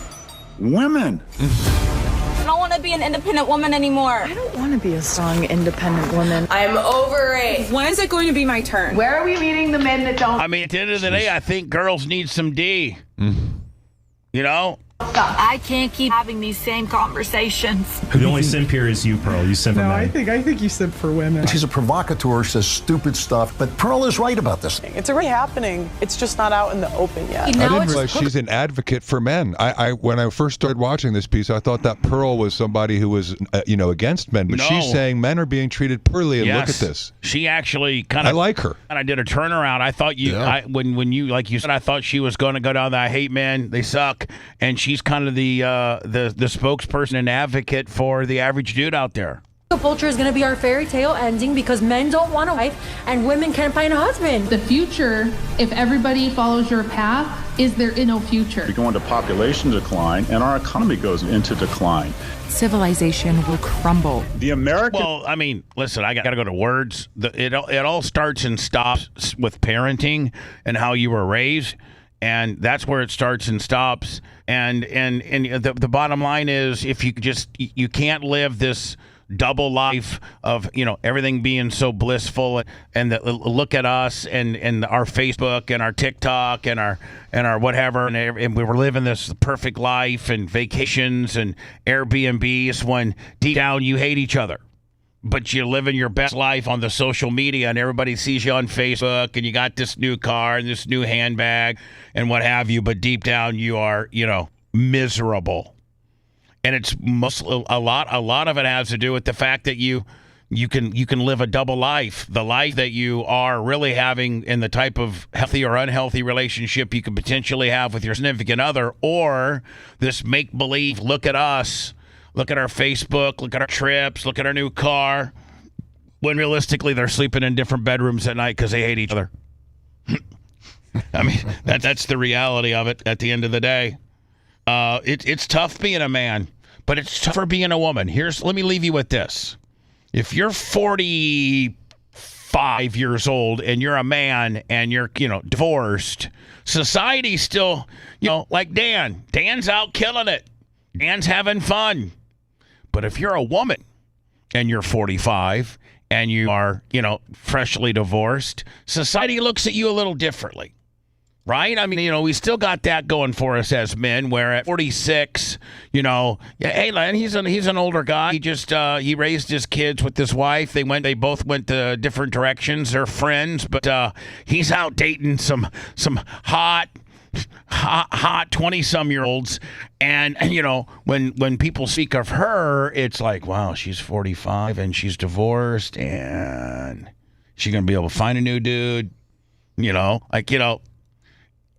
at that point kind of flips, don't you think, Jay, for the advantage to the guy as to how how society judges that single divorcee 45-year-old woman. She might be damaged goods, and her timeline may be quickly expiring faster than the dudes. Life is a little bit easier on older guys than older women. I think society has been like that for years, and you look at men in Hollywood in roles. You know, older men still get great roles, and they're still lead men, and they still have, you know, action movie roles. And older women have a much more difficult time. And so, yeah, there's definitely a stigma associated with it in our society, not me, in our society. And I don't think it's necessarily fair, but I do see a little bit of a change, Bubba. You know, a lot of these people that I know have been going through divorces over the last 5 to 10 years, because I'm that age. I'm 56. So over the last 10 years, a lot of my friends, peers, they've gone through divorces. And the women don't seem to have the same problem they used to 10 years ago, getting new boyfriends and finding new love. 45 doesn't look like 50. 45 now looks like 35. It's true. And, you know, the cougs, there's a certain amount of, you know, that's attractive to a coug, you know? So, yeah, I think you're probably right on that. The older chicks are getting more young D, probably. Yeah, I think if they stay in shape and they're, you know, they're trying hard, I don't think really they have a problem. Yeah, you're probably right on that one. Oh, sugar mama. Lummy, we'll wrap it up, and I'm out of here. Lummy, I'm just know this, Lummy. I'm going to set my alarm at 6 and try to listen to the show. I'm not going to try to participate. I'm just going to monitor. I'm very nervous. I'm very nervous. Are you nervous a little bit? I'm only nervous now because you're nervous. It's not what you think. What? Since when? Actually, it's much less. Much less. Bubba the Lust Button Show returns after these words.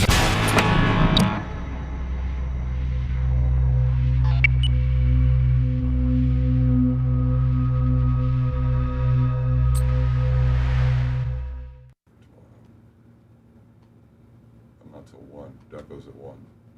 Oh, you got depots at 1 today? No, tomorrow. Oh, tomorrow. Yep, I had a hearing yesterday, and the depo's tomorrow. Really well. I think I may have turned the judge's mind. And it's the second time with the judge on similar issue. I got better case law now, so I felt really good about it. Good. Hillsborough or Pronouns? Sarasota. Sarasota? Yeah. And, you know, anytime you have a judge that's listening and paying attention, that's like all I can ever ask for. And they'll pass with the same judge where I haven't got necessarily the ruling that I wanted. She's very thoughtful, and I like the way that she listens and she writes notes, and so that's really all you can ask for with a judge, is that they try hard.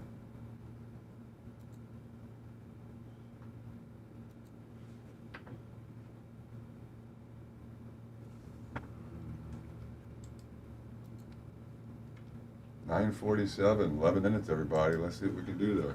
Yeah, we're going to be, we hard out at, music rolls at 9:57:37, and then a hard out at 9:58:10. 7 minutes. Oh, man, I got to piss. But I got to wait. I'll wait. I didn't until you just said that. Now I do. No, I got to wait. It's like girls going to the bathroom. I'm going to cross-search with you outside. You got 3 minutes, Jay. What, Lummy? I said Jay's got 3 minutes. It's going low on that. You got 3 minutes, Jay. Go ahead. No, for real. I can't. I can't work it out that fast. I get stage fright. I'll work it afterwards. You'll be like, oh my God, I got 2 more minutes left, and I fucking still got a dribble going on here. When's the last time you were on your jet ski, bud? Was Steve fucking with you about that? No. I was just thinking about, I never hear you talk about ride jet ski. No, I don't ride it that much. You and Dan got same kind, don't you? Yeah, we got it during COVID. I've had it. Mine's like duck art because they're so dangerous. Goes so fast. I know, but you could putt around on it. Yeah. Yeah, but when you get on it, then you don't want to putt around. You want to go 68. You do, and it kind of hurts my neck a little bit, so I don't really love it. You got a boat too, don't you? A little one. Yeah. No, I got a good sized boat, but I've had it for years. So I love it. Hey, what kind of boat is it? A Scout. Oh, okay. What, 34 foot? 26 and a half cuddy cabin. So if you looked at it, it looks a lot bigger than 26 and a half feet. Do they make 34 footers? Oh, they do. Heck yeah. Scout makes really big boats, beautiful big boats. Yeah. Now, does Steve got anything on his dock? Oh, he's got a beautiful Chris Craft. Oh, he does? Yeah. An older one? You haven't been there for sunset. Hold on. I have one there one time. But he didn't have his Chris Craft. Now you have sunset on the boat. Oh, is it old school Chris Craft? It's new that looks like old school. Oh, have you seen the old mahogany ones? I love them. I love them. I think they're as cool as cool old cars. I love them. Yes, and you know what? There's a whole market in them like cars. For sure. You have to be like, if I lived near a freshwater lake, that's the kind of boat I would have. Salt. Yeah, it would just destroy the In fact, you never see them in salt, do you? Not really. They're beautiful boats. God, they're so my good. God. But his has a little American flag on the back, just like they all do. Yeah. It's killer. Some of them are restored so beautifully. Yeah. So my dad lives in Reno, Nevada, and that's right by Lake Tahoe. Oh yeah. And they have them. All those rich fuckers, have these old school 1945 Chris Crafts that have been restored. Yep. Didn't the Kennedys used to have them? Oh yeah. For sure. And Kenny Bank Pork or what the fuck the.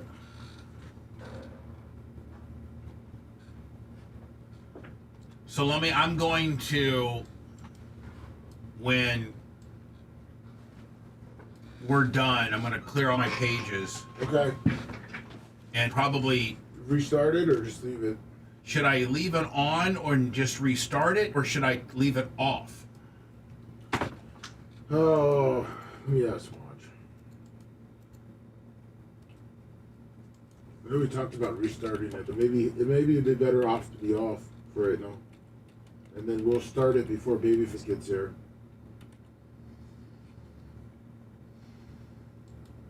So what's the line? Are they co-hosting it, or are they not co-hosting it? Dan and Brian tomorrow. Just Brian? Brian and Gene. And then is Dan doing anything Thursday? No. Brian and Gene. All right. I didn't know that Danny was so gung-ho. I was thinking that fucking life gets in the way, but fucking Danny.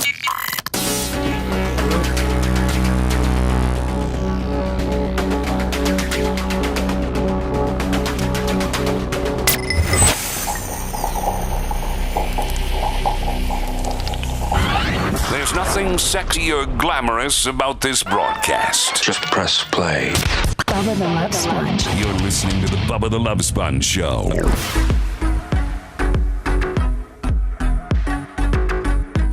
I'm pretty much out of here.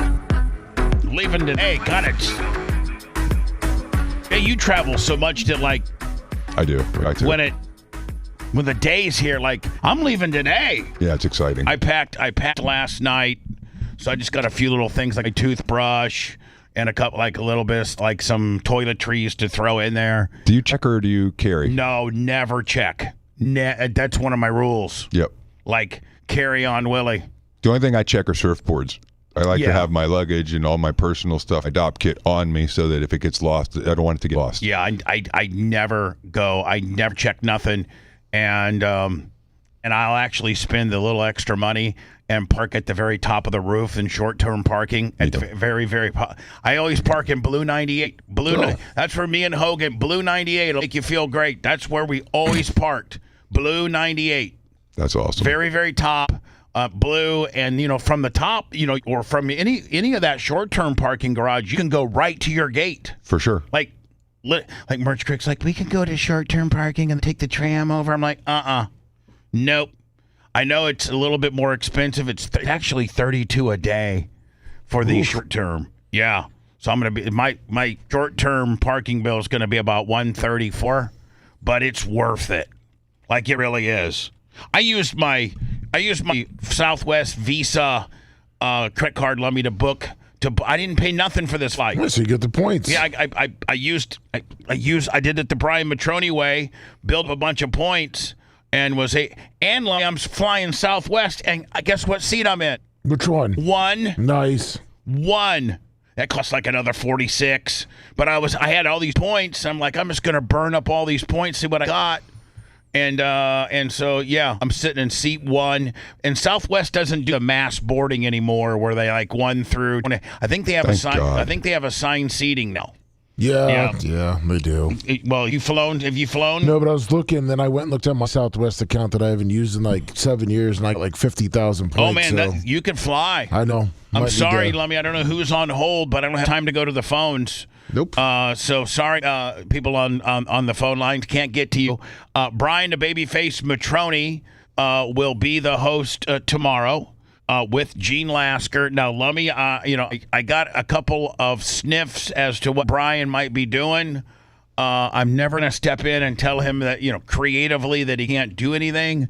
But I hope that you're keeping an eye on everything that he potentially is trying to do. Me and Macho have a plan. Really? Yes. Well, I hope that includes, but not limited to, maybe actually picking the phone up and having a conversation with Brian today and seeing where he intends on going with a couple of these harebrained ideas that he's got. We do. Okay, perfect. Jay, I appreciate you, my friend. I appreciate you. Safe travels. Have fun. And you're going to be out of town next week, right? I am. So is Steve coming in? Yeah. Okay, perfect. So at least we know. You know what? I don't know if he knows Ocean City. I'll find out. No, if he's not, you know what? Don't worry about it. Dan can go a few minutes late, and we're good. Yeah, we're good. We're good. I think Steve's actually out of town. If he's back in town, he'll be here. If not, then Dan will just cover it a little long. Like when Dan is gone, I'll cover for him. Perfect. Thank you, Jay. Thank you. Lummy, see you later, buddy. Have a safe trip. I miss you already. Bye. Miss you. Macho Man, I miss you. See you guys Monday. See you Monday. Johnny Castica, I'll see you tomorrow for breakfast. Thanks for letting me finish. You've been listening to the Bubba the Love Sponge Show, starring me, Bubba the Love Sponge, co-host and show historian, Lummy. It's Brian Matroni, king of Counter Program. Gene Lasker, voice of the people.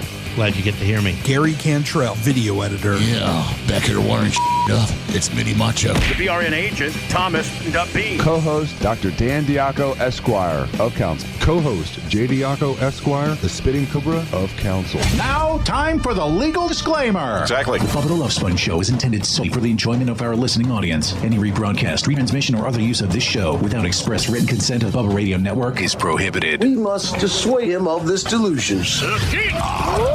Until next time, always remember. Hello.